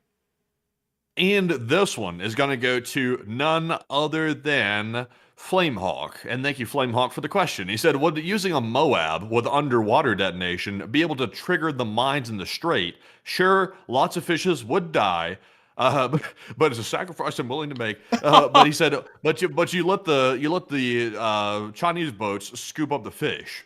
Man, the Chinese fishing fleet. There has been a large explosion in the Strait of Hormuz. Go, go, go! Like they all start belting out that way. Man, there's gonna be an extinction event in the Persian Gulf if they show up. When did all the snow crabs go? It's like, oh, that Chinese fishing fleet that got guts oddly shaped like snow crabs kind of gives me an idea where they went. But beyond that, I would have to say that to answer your question, it could, but it would probably be somewhat ineffective. The mines might be spaced out a good bit to where the Moab really wouldn't be able to damage or destroy enough of them. So it's an idea, and I mean, we could see about possibly pulling it off, but we also don't have a lot of Moabs. So the area of the minefield that we could clear with those would probably be fairly limited, but still an idea nonetheless. So I hope that does answer that the best I can. And with that, it is time for us to get on into the final question of the night. And so, who is the lucky last person who threw in the lucky last question of the night? And that viewer is going to be Justin Green. And thank you, Justin, for the question. He said, good evening. I've heard that the Iranian army and the Immortal Guard are attacking the IRGC. And any word or thoughts? Now, we have no video or picture evidence of that. It is possible that it could be happening in isolated instances, but I would imagine that those groups would probably be filming these attacks, or somebody would be catching it on camera probably and uploading it somewhere that has Starlink, but we haven't really seen that. So if it's happening, it's so isolated that nobody's recorded it or documented it to this point yet. So I think I know where you heard that from, but right now, in my opinion, it seems unsubstantiated. But Enforcer, what say you? I would have to say I haven't really seen any proof of that, so I would have to say that I don't think that that's happening at the moment. We have to have video and picture evidence for most things, especially things like that, where there's any suggested active fighting, and at the moment, we just don't have any at the moment, so I'm going to repeat moment probably 9 more times, folks, so just be ready. I don't think we have that at the moment to be able to confirm if that is or isn't happening at the moment, so I would generally say at this time, it's probably not happening. So I hope that does address that the best I can. And with that, folks, we've reached the end of tonight's stream. I've got to say that we are entirely honored and appreciative of all of you spending your time, your precious time after work and during work and coming home from work and going to work, enjoying the show. We had a top viewership tonight of 16,000 people. An army of people were here tonight. And 100,000 of y'all exactly have watched this show at the end tonight, 3 hours and 46 minutes in. I have to thank you all once again for your incredulous and great admiration and time that you spent watching the news on this channel. We will see you all tomorrow at 10 p.m. Eastern Time to cover the next 24 hours of the news from around the world. And if we have enough news to make a short war video tomorrow, Enforcer Matt will be the one making that video. And so with that, good night, good luck, take care, stay safe. Slava Ukraini, Ram Slava. Long live the Leaf Spring Army, and long live the Republic. And with that, folks, thank you all for another fantastic stream once again tonight, and we will see you all tomorrow at 10 p.m. Eastern for the next Nightly War News stream, and maybe midday for a short war video tomorrow if there is enough news to cover. And we're approaching that deadline that was set by the United States. Maybe this weekend we'll see something happen, but we're not making any promises. We're not going to fall in that little trap again, so we're going to find out what's happening. But in the meantime, though, we'll see you all tomorrow. Get some rest, and of course, Slava Ukraine, Heroam Slava. Get some rest, and good night.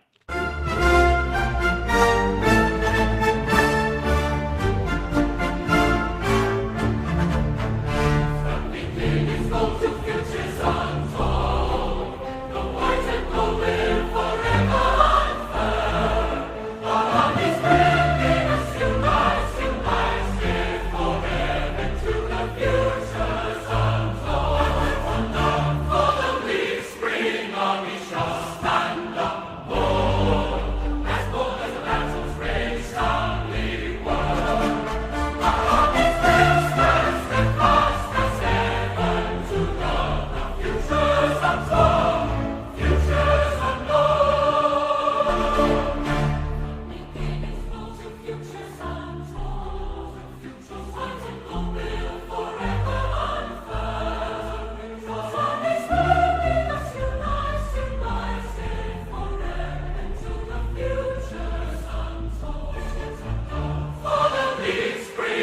Shots